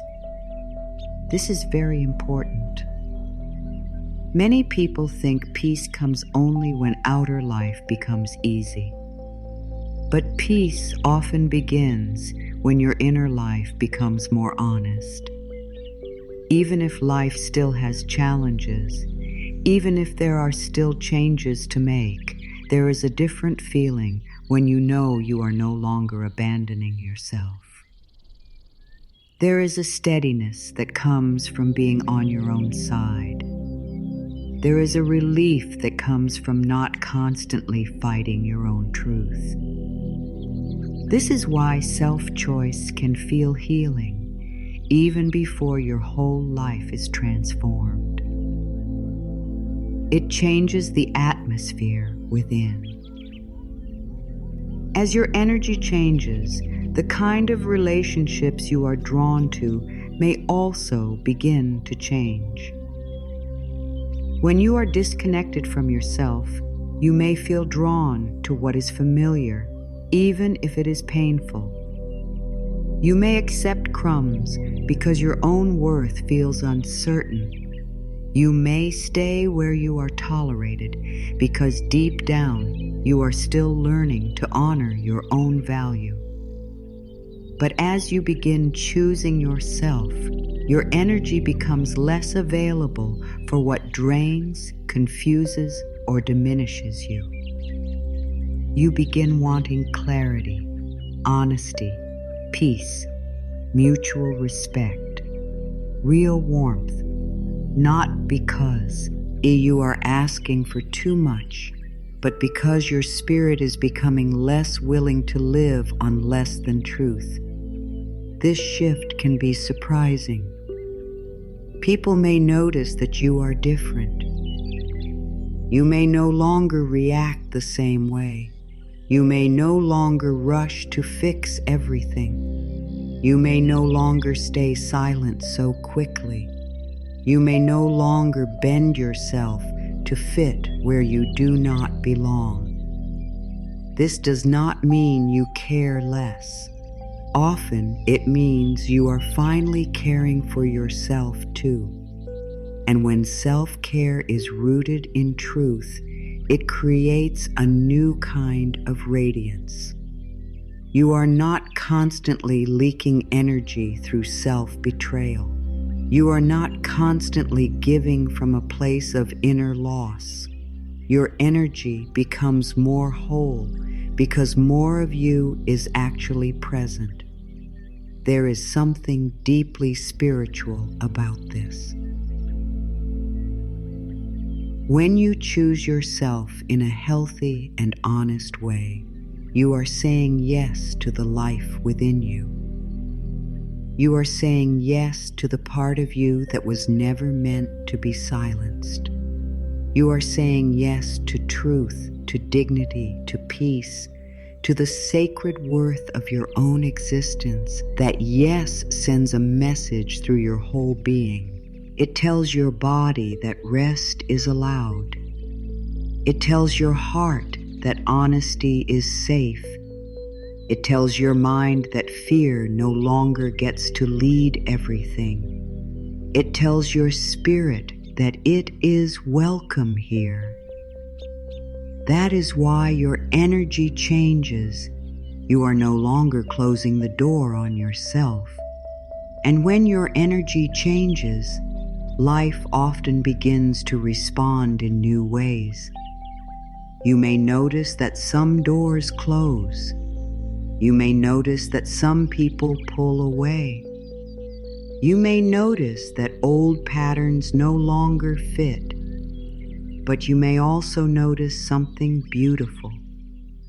More room, more clarity, more ease, more truth, more breathing space, more moments where you feel like yourself again. This is not loss. This is alignment. Not everything can remain the same when your energy begins to heal. Some things must fall away so that truer things can enter. And that is part of the blessing. You may also begin to trust yourself more. This is one of the greatest changes of all. When you repeatedly choose yourself with honesty, your inner trust begins to return. You stop feeling like a stranger to your own life. You stop looking outside yourself for every answer. You begin to sense what feels right more quickly. You begin to notice what disturbs your peace. You begin to hear your own inner voice with more clarity. This trust is not loud. It is steady. It grows each time you honor what is true instead of what is expected. It grows each time you choose your peace over old fear. Choosing yourself can also make your spirit more open to receiving good. When you are always in self-betrayal, it is hard to fully receive love, joy, rest, or abundance because some part of you is still living in tension. But when you begin standing with yourself, your whole system becomes more open. You can breathe more deeply. You can receive care more easily. You can believe and be better things without feeling like you must chase them. You begin to understand that you do not have to suffer to deserve beauty. You do not have to exhaust yourself to deserve peace. You do not have to disappear to deserve love. So yes, choosing yourself changes your life. But first, it changes your energy. It changes the way you feel when you wake up. It changes the way you speak. It changes the way you decide. It changes the way you love. It changes the things you allow. It changes the way your spirit moves through the world. It shifts you from inner conflict to greater inner honesty. It shifts you from fear-led choices to truth-led ones. It shifts you from chasing to allowing, from shrinking to standing, from surviving to slowly, beautifully beginning to live. And that is why this matters so much. Because once your energy changes, your life begins to reorganize around that change. Not always quickly, not always easily, but truly, what no longer matches your healed energy will begin to feel harder to keep. What nourishes your spirit will begin to stand out more clearly. The life that fits your truth begins to call to you more strongly than the life built on fear. This is how change begins. First within, then in your voice, then in your choices, then in your days, then in your whole life. One of the hardest parts of choosing yourself is not the choice itself. It is the guilt that can rise when you begin to make that choice. Many people have lived for so long by meeting others' needs, staying available, staying agreeable, staying useful, and staying easy to manage, that the moment they begin to honor their own heart, they feel uneasy. They feel guilty for resting, guilty for saying no, guilty for pulling back, guilty for changing, guilty for no longer giving in the same way, guilty for wanting peace, guilty for needing space, guilty for telling the truth. But guilt is not always a sign that you are doing something wrong. Very often, guilt is just a sign that you are doing something different from what you have been trained to do. This is important to understand because guilt can make healthy change feel dangerous. You may finally begin doing what your soul needs and still feel uncomfortable. You may set a gentle boundary and then question yourself all day. You may say no with kindness and then feel like you have done something bad. You may choose rest and then feel like you are being lazy. You may speak honestly and then worry that you were too much. This is how deeply old patterns can live in the body and mind. They do not disappear the moment you become aware. Sometimes they speak loudly at first, as if trying to pull you back into the old life. But awareness helps you see the truth. The discomfort does not always mean the choice is wrong. Sometimes it means the healing is real. So many people confuse guilt with wisdom. They think, if I feel guilty, I must be making a mistake. But that is not always true. If you have spent years putting yourself last, then choosing yourself may feel unnatural in the beginning. It may feel uncomfortable because your nervous system is used to self-neglect. It may feel strange because your mind has learned to connect love with self-sacrifice. It may feel heavy because part of you still believes that being good means being endlessly available. Yet your soul knows something deeper. Your soul knows that love without truth is not peace. Your soul knows that constant self-betrayal is not kindness. Your soul knows that a life built on guilt can never feel truly free. Fear often stands beside guilt. Fear asks many questions. What if people are disappointed? What if they do not understand? What if they pull away? What if they think I have changed?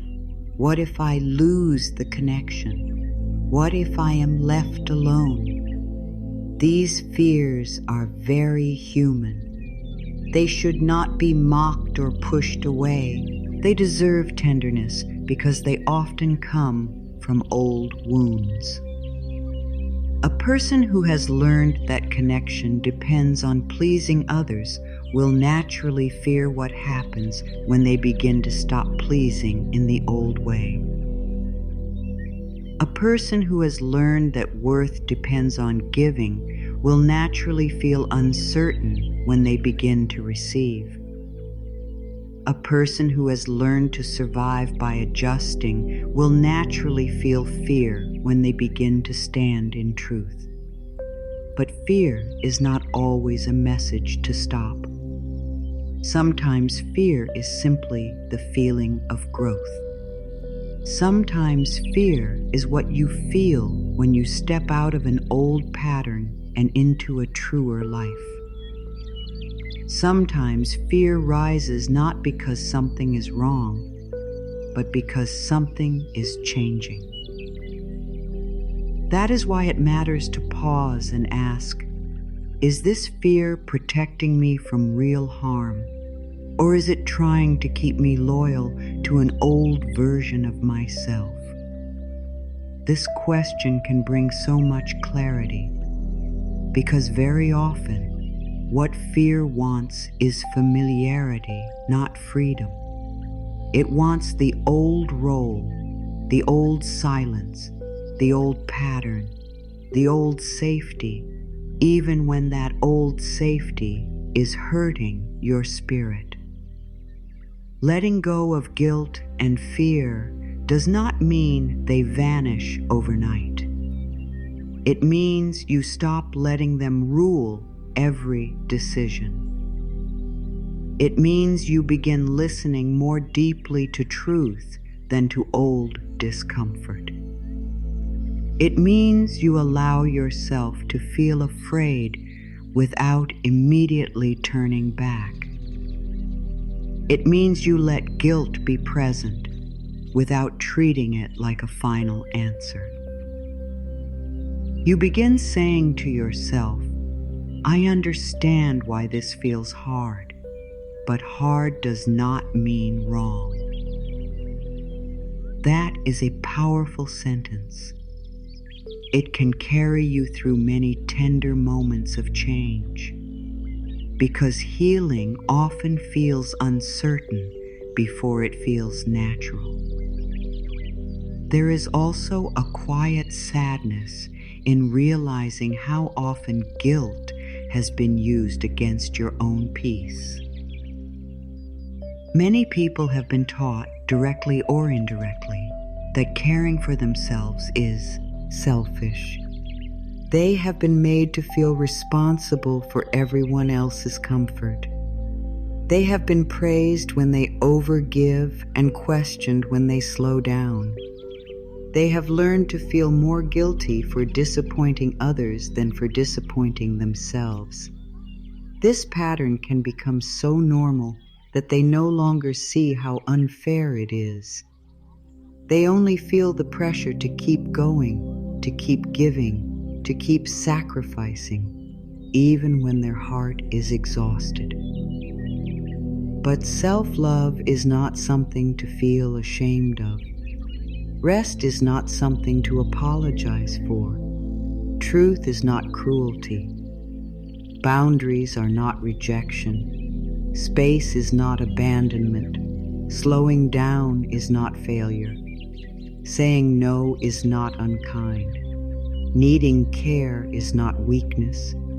Wanting peace is not selfish. These truths may seem simple, but for many people, they are healing medicine. They begin to undo years of false ideas about worth and love. They begin to open a new understanding. The understanding that choosing yourself is not a betrayal of love. It is a restoration of it. When you let go of guilt, you begin making room for honesty. You stop acting from pressure and start acting from alignment. You stop asking, how do I avoid disappointing everyone? And begin asking, what is true for me here? That question changes everything because it brings you back to your center. It reminds you that your life is not only about managing the feelings of others. Your life is also about honoring your own spirit. And when that truth begins to settle into you, guilt loses some of its power. It may still visit, but it no longer gets to lead. Fear also begins to soften when you build trust with yourself. Every time you choose your truth with kindness, you send a message inward. You tell yourself, I am here for you now.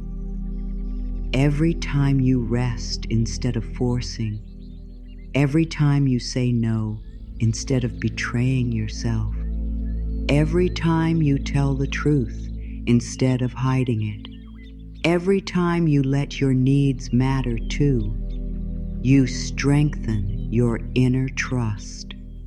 And trust is what helps fear loosen. Because fear often grows in places where the self feels unsupported.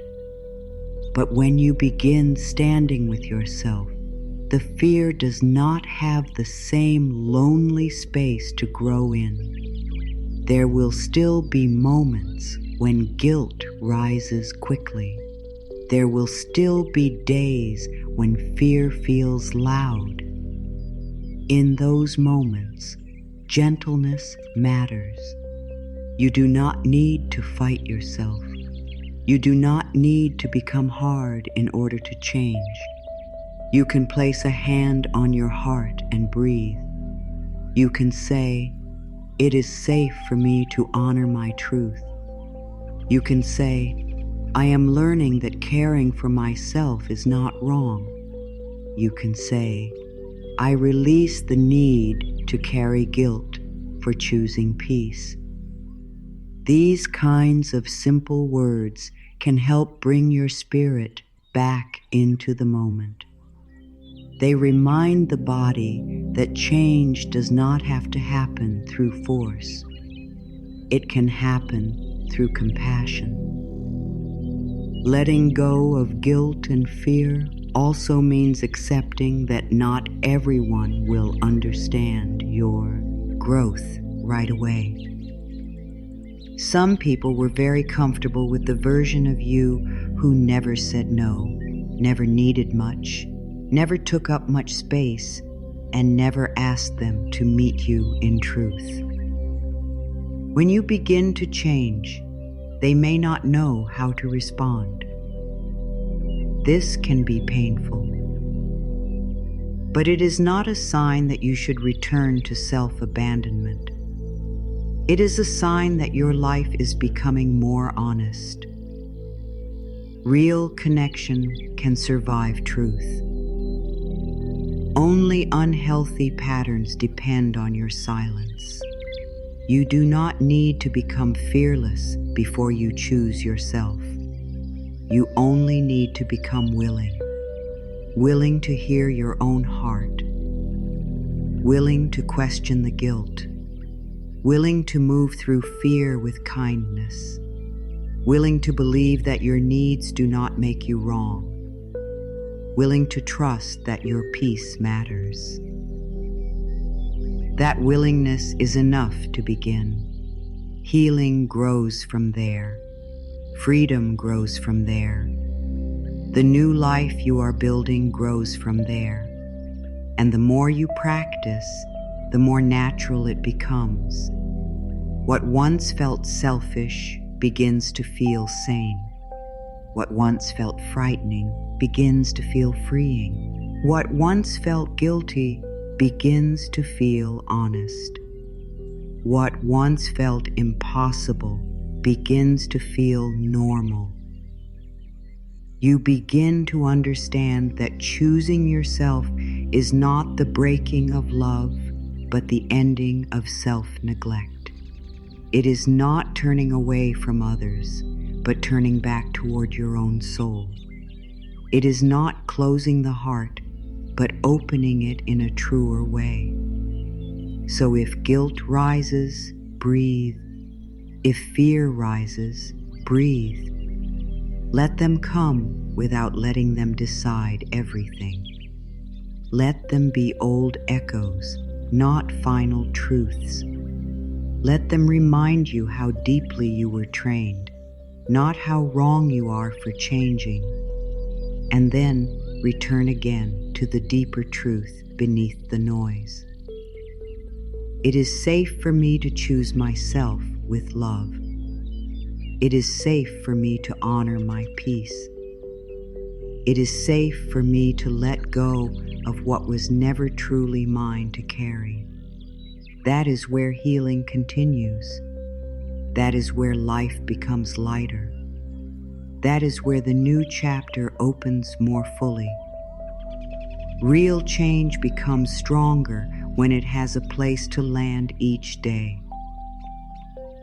This is why a simple inner practice can be so healing.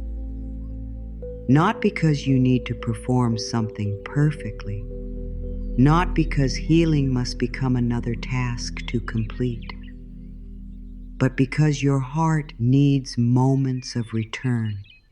Your mind needs moments of truth.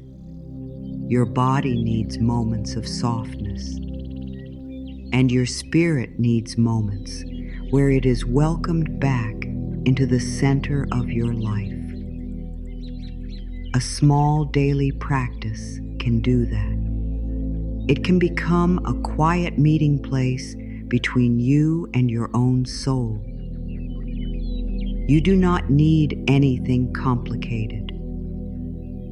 You do not need perfect conditions. You do not need long hours of silence or a special setting. What matters most is sincerity. What matters most is that for a few moments you stop rushing away from yourself. You pause, you breathe, you listen. You remember that your inner life matters. That alone is powerful. Even a few gentle minutes each day can begin changing the way you move through the world. Small acts of return can create deep healing over time. Begin in a simple way. Place your hand over your heart. Let that touch be kind, not rushed. Take a slow breath in, then let it out softly. Feel your body where it is. Feel the chair beneath you or the ground beneath your feet. There is nothing you need to prove in this moment. Nothing you need to perform.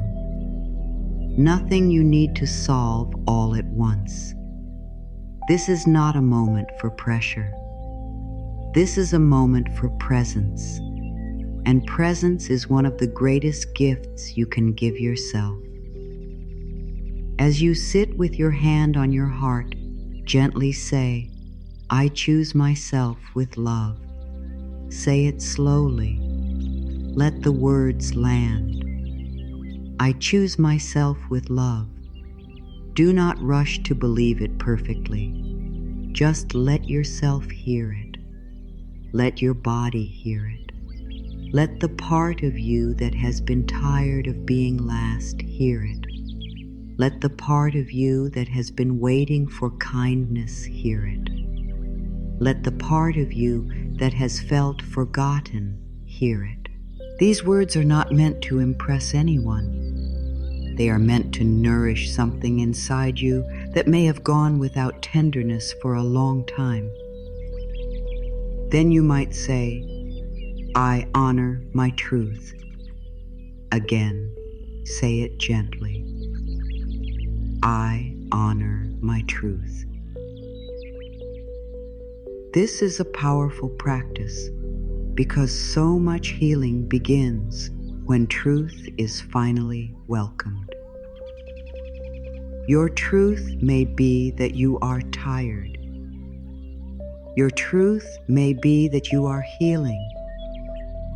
Your truth may be that you need more peace. Your truth may be that something is ending. Your truth may be that something new is trying to begin. Whatever is true, let it exist without shame. Let this practice be a place where you stop arguing with your own reality. Another simple line can be, "It is safe for me to grow." That matters because growth can feel strange. It can feel uncertain. It can stir old fear. It can bring up guilt. It can make life feel unfamiliar for a while. So the heart needs reassurance. The nervous system needs reassurance. It is safe for me to grow, safe to rest, safe to speak, safe to change, safe to choose differently, safe to stop living in the old way, safe to become more honest, more peaceful, more rooted in yourself. If you like, you can also use your breath with the words. Breathe in and silently say, "I choose." Breathe out and silently say, "Myself." Breathe in and say, "With love." Breathe out and let your shoulders soften. This kind of simple breathing can help bring the body into the healing, not just the mind. Because choosing yourself is not only a thought, it is something the whole being needs to feel. The body needs to learn that truth can be gentle. The heart needs to learn that care can include it too. Sometimes, after the affirmations, you may want to ask one quiet question. What do I need today? Not tomorrow, not for the rest of your life. So today, the answer may be simple. Rest, space, honesty, a slower pace, more water, less pressure, time alone, a clear no, a kind word, a few minutes of silence.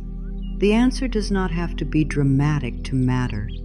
This question helps you rebuild connection with yourself.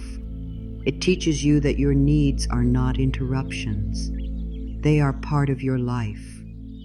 You may also want to add another question. What would choosing myself look like today?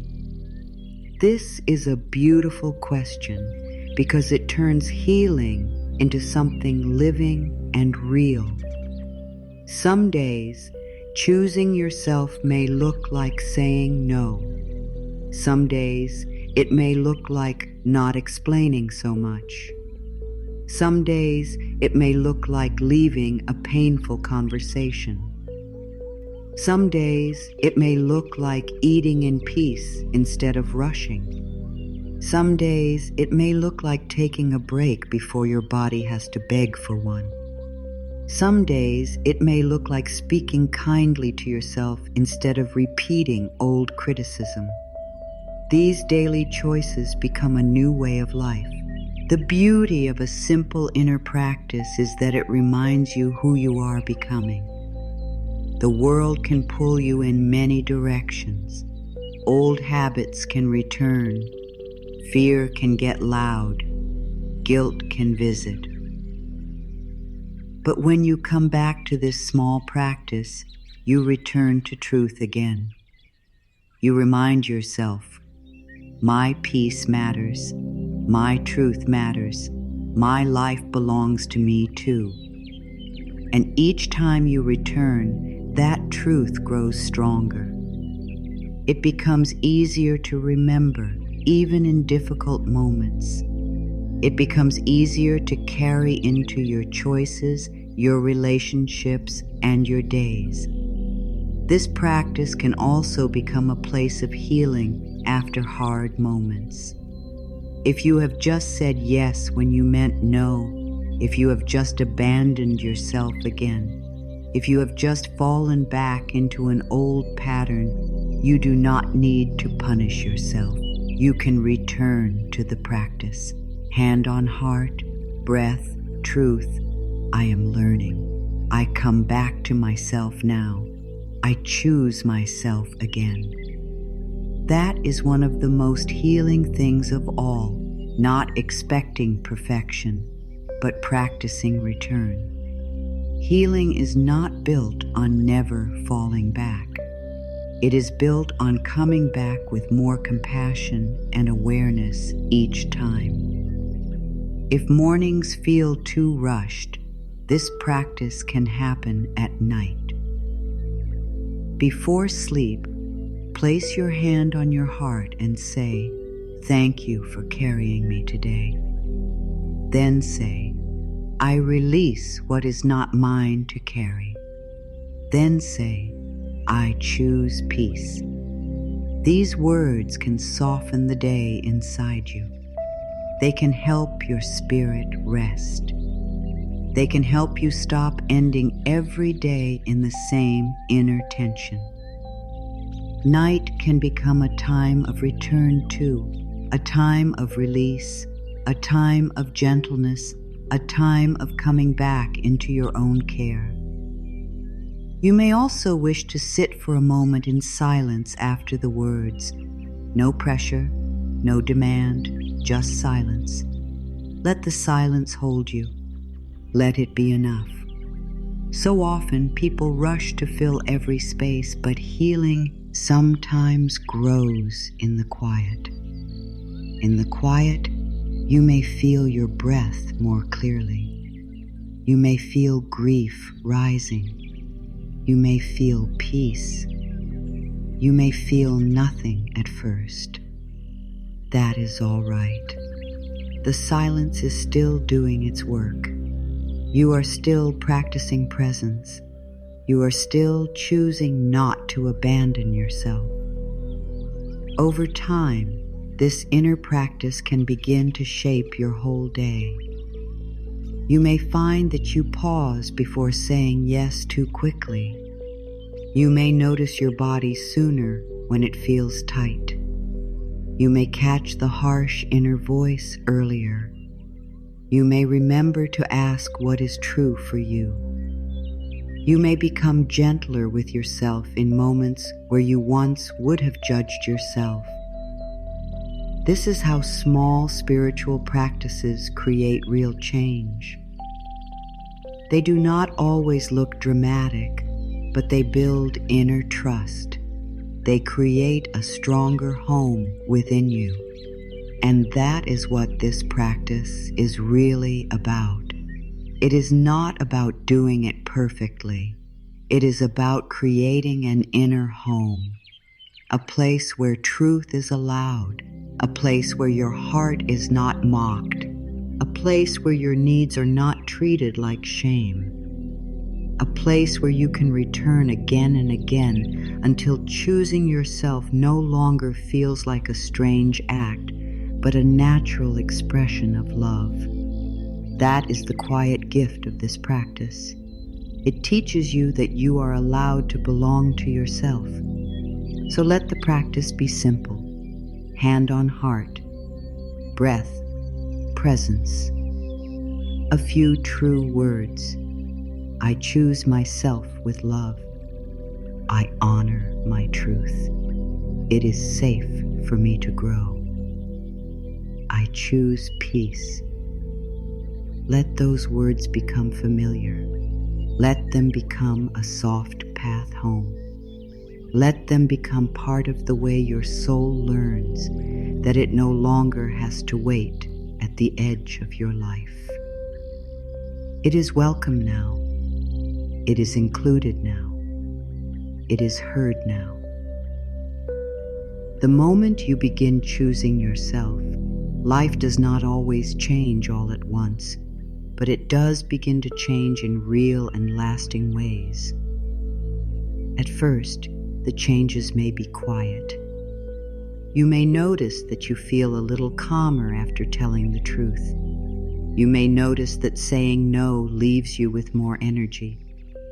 You may notice that one honest decision brings more peace than 100 people-pleasing ones ever did. You may notice that your body feels less tight when you stop forcing yourself. These may seem like small things, but they are not small. They are signs that your life is beginning to move in a new direction. One of the first things that often changes is your inner peace. Not perfect peace every moment, but a deeper kind of peace that comes from no longer being at war with yourself. When you stop constantly betraying your own truth, something settles inside. Your mind may still have questions, but your spirit feels less divided. You may still be healing, but there is less inner noise.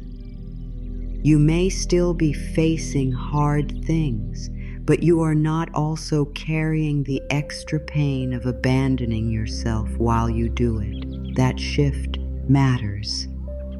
It creates room to breathe. It creates room for clarity.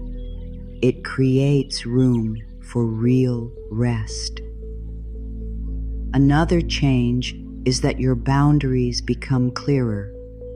Not because you suddenly want to push everyone away, but because you become more aware of what supports your peace and what disturbs it. You begin to notice when something feels too much. You begin to notice when a conversation leaves you drained. You begin to notice when you are about to agree to something your heart does not have space for. This awareness allows boundaries to grow more naturally. They stop feeling like punishment and start feeling like wisdom. They become a way of protecting what is precious inside you. Your decisions also begin to change. Before, you may have made many choices based on guilt, fear, pressure, or the need to keep others comfortable. But when you choose yourself, your decisions slowly begin to come from a different place. You begin asking what is true, not just what is expected. You begin caring about peace, not just appearance. You begin listening to how something feels in your body, not only how it looks on the outside. This changes the quality of your whole life, because your life is built one decision at a time. And when those decisions begin coming from truth, the life they create begins to feel more honest too. Relationships often change as well. Some become stronger because they were able to hold truth all along. Some become strained because they were built on your silence. Some fall away because they needed you to stay disconnected from yourself in order to continue. This can be painful, but it is also revealing. Choosing yourself helps you see more clearly what kind of connection is actually present.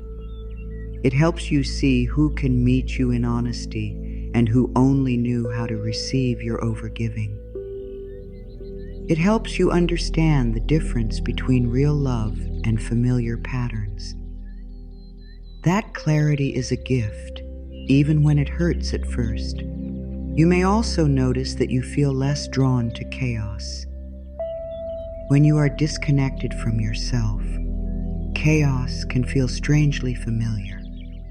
You may mistake intensity for love, pressure for purpose, busyness for value, and overgiving for meaning. But as you begin choosing yourself, your system starts wanting something different.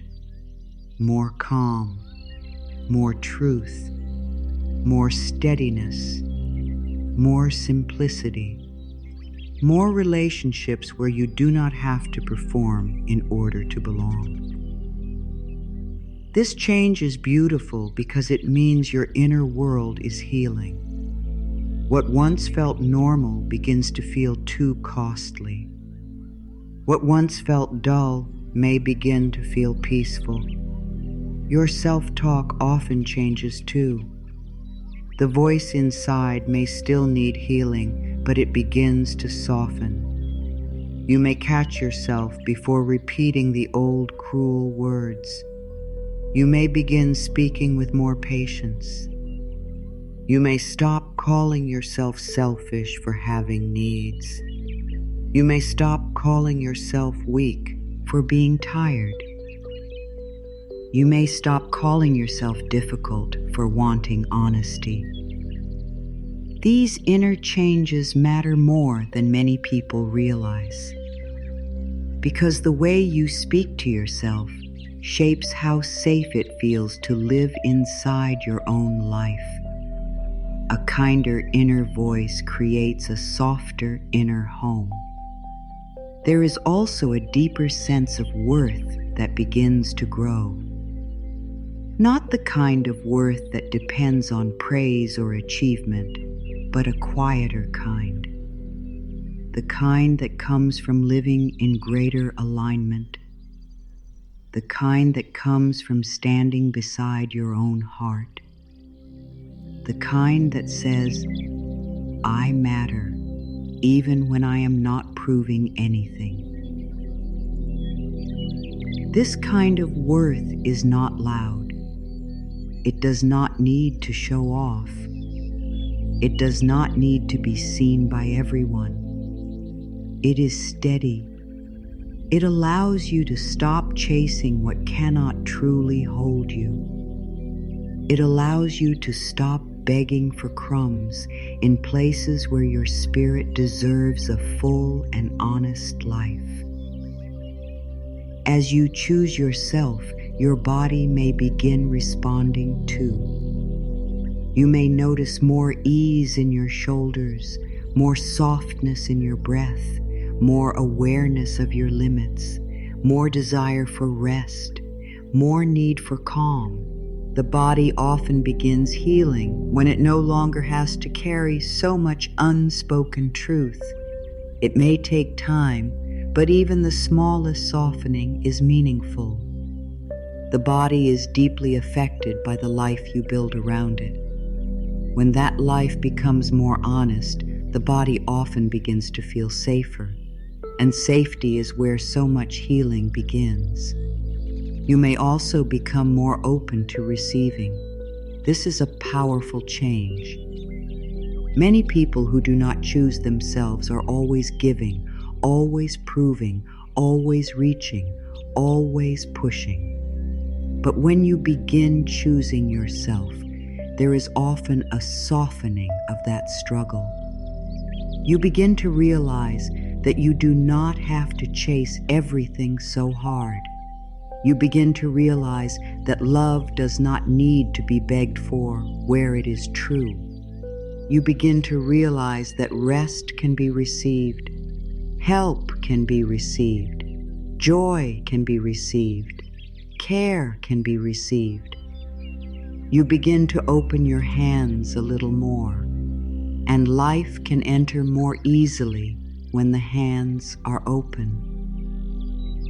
Another change is that your life starts feeling more like your own. This is a deep and beautiful thing. You may still have responsibilities. You may still face challenges. But there is a different feeling when your soul is included in the life you are living. There is a different feeling when your needs are not always the last to matter. There is a different feeling when your daily choices begin reflecting your inner truth. Life starts to feel less like something you are surviving and more like something you are actually inhabiting. You become more present in your own days. That is sacred. Your dreams may begin changing too. Some dreams may fall away because they were built from proving rather than truth. Some dreams may grow stronger because they are finally being nourished by your real energy. When you do not choose yourself, even your dreams can become tangled with fear, pressure, and the need to be enough. But when you begin choosing yourself, your desires become clearer. You begin asking not only what looks good, but what feels alive. Not only what earns approval, but what brings peace. That shift can transform the whole direction of your future. You may also notice that you recover from hard moments differently. Pain does not disappear from life, but your relationship with pain changes. Instead of immediately judging yourself, you may begin comforting yourself. Instead of pushing through every feeling, you may begin making space for it. Instead of abandoning yourself in struggle, you may begin standing by your own side. This is one of the most powerful signs of healing. Not that life never hurts, but that when it hurts, you do not disappear from yourself anymore. And little by little, trust grows. You begin trusting your own inner knowing. You begin trusting the signals in your body. You begin trusting the calm that comes with truth. You begin trusting that peace is not something you have to earn by suffering. You begin trusting that a life built on self-respect will lead you somewhere better than a life built on constant self-neglect. That trust becomes a quiet guide.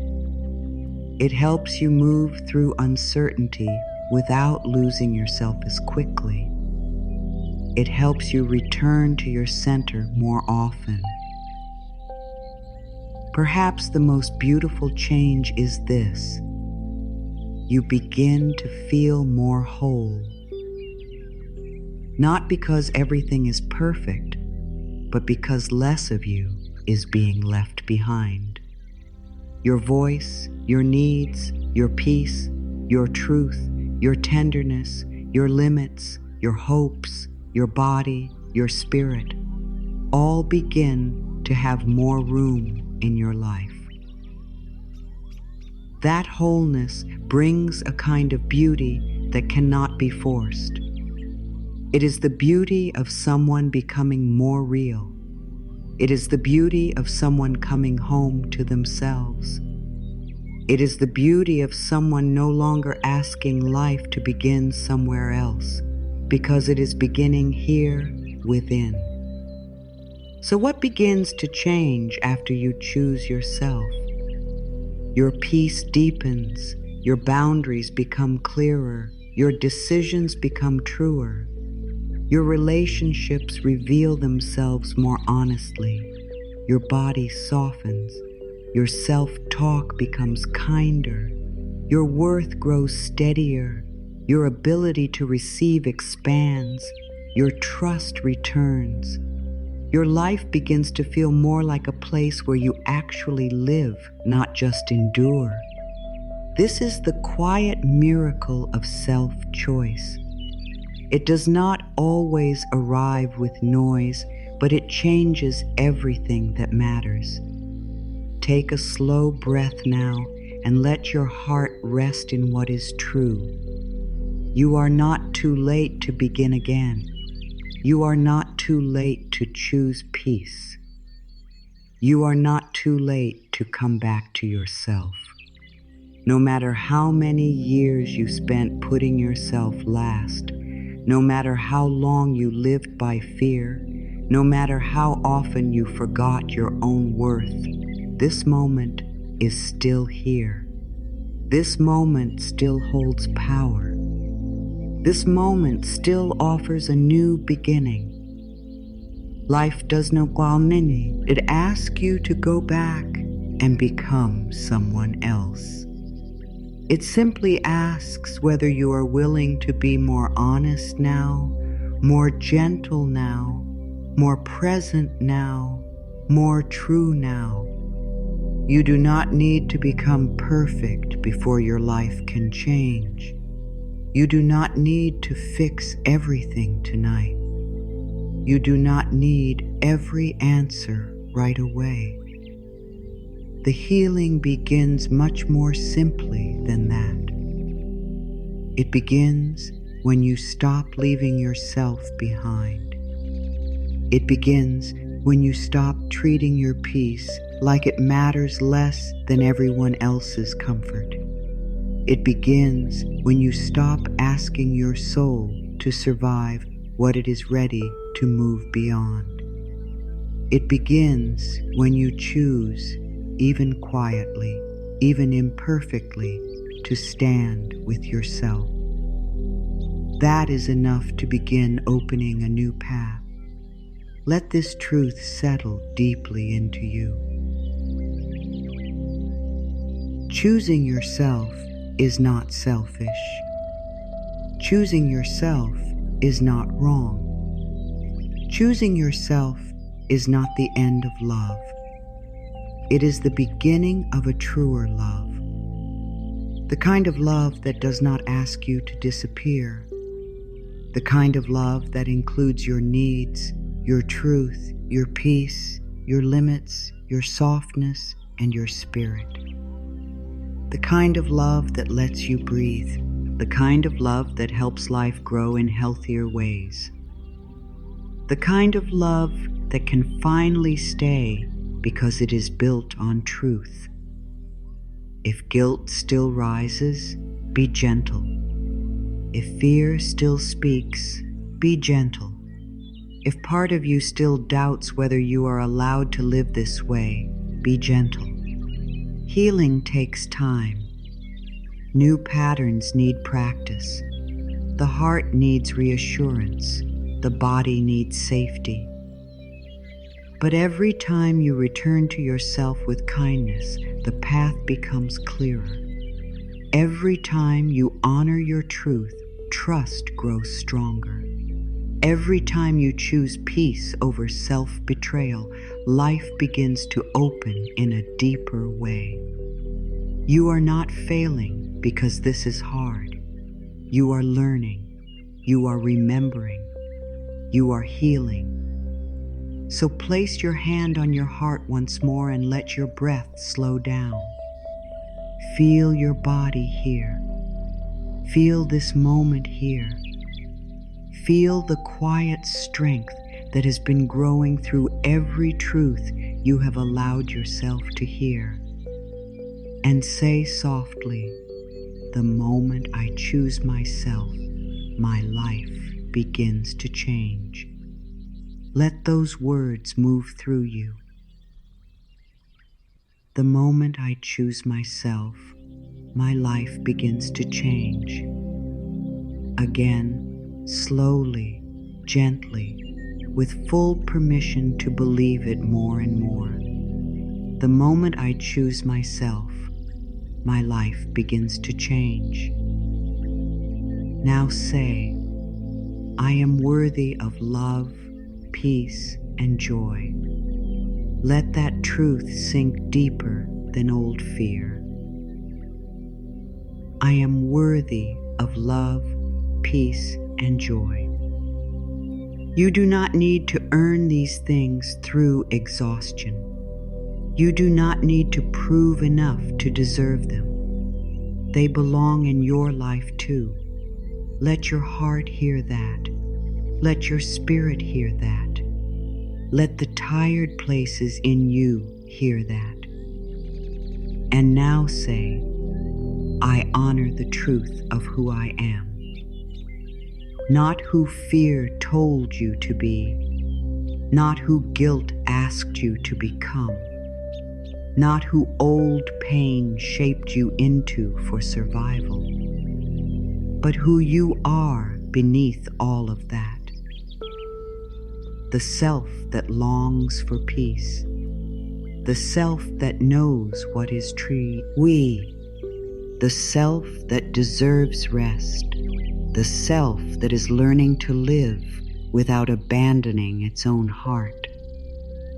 I honor the truth of who I am. Breathe again, slowly, softly. Let the breath carry away the pressure to rush. Let it carry away the old idea that healing must be hard to be real. Let it carry away the belief that you must stay small in order to be loved. Let it carry away the fear that it is too late. It is not too late. It is not too late for peace. It is not too late for honesty. It is not too late for self-respect. It is not too late for a life that feels more like home. As you move forward from here, remember that change does not always arrive through one giant moment. Very often, it comes through many small, sacred choices. One honest no, one kind breath, one moment of rest, one truth spoken, one limit honored, one old guilt released, one new thought believed, one hand on the heart, one reminder that you matter too. These moments may look simple, but they are building a whole new life inside you. And that new life will not always be loud. Sometimes it will look like greater calm. Sometimes it will look like clearer decisions. Sometimes it will look like more space between you and what drains you. Sometimes it will look like silence where there used to be panic. Sometimes it will look like a softer voice within. Sometimes it will look like choosing not to chase what cannot meet you in truth. Sometimes it will look like finally feeling at home in your own spirit. These are real changes. These are beautiful changes. These are the kinds of changes that last. So trust what is beginning in you. Trust the quiet shift. Trust the deep tiredness that brought you to this moment. Trust the truth that says you can no longer live by abandoning yourself. Trust the softness that is replacing force. Trust the steadiness that comes from honoring your own soul. Trust that the life meant for you can grow more easily when you stop standing against yourself. Trust that peace becomes possible when truth is allowed to live in your days. You are worthy of a life that does not require your disappearance. You are worthy of love that does not demand your silence. You are worthy of peace that does not depend on your exhaustion. You are worthy of joy that does not need to be earned through pain. You are worthy of your own care, your own honesty, your own presence. This is not something far away. This is something you begin to claim every time you choose yourself with love. And so, carry this gently with you. The moment you choose yourself, your life begins to change. Not because the world suddenly becomes perfect, but because you are no longer willing to build your life by leaving your own soul outside the door. You bring yourself back in. You make room for your truth. You make room for your peace. You make room for your healing. And in that room, a new life begins. If there is one truth to remember, let it be this: the change you have been waiting for may begin in the moment you stop waiting to be chosen and begin choosing yourself. It begins when you listen to your own heart with respect. It begins when you let your peace matter. It begins when you stop calling self-betrayal love. It begins when you release guilt, soften fear, and return again and again to truth. You do not need to rush. You do not need to become someone else. You only need to begin where you are, with one honest breath, one kind choice, one gentle return to yourself. Life begins to change when you do. Your energy changes, your choices change, your relationships change, your inner voice changes, your sense of worth changes. Your days begin to feel different because you are no longer missing from them. You are present. You are listening. You are honoring what is real. And that is where the deeper healing starts. So let this be your quiet promise to yourself. I will not keep leaving my own side. I will choose myself with love. I will honor my truth. I will allow peace to have a place in my life. And from that promise, step by step, breath by breath, your life begins to change.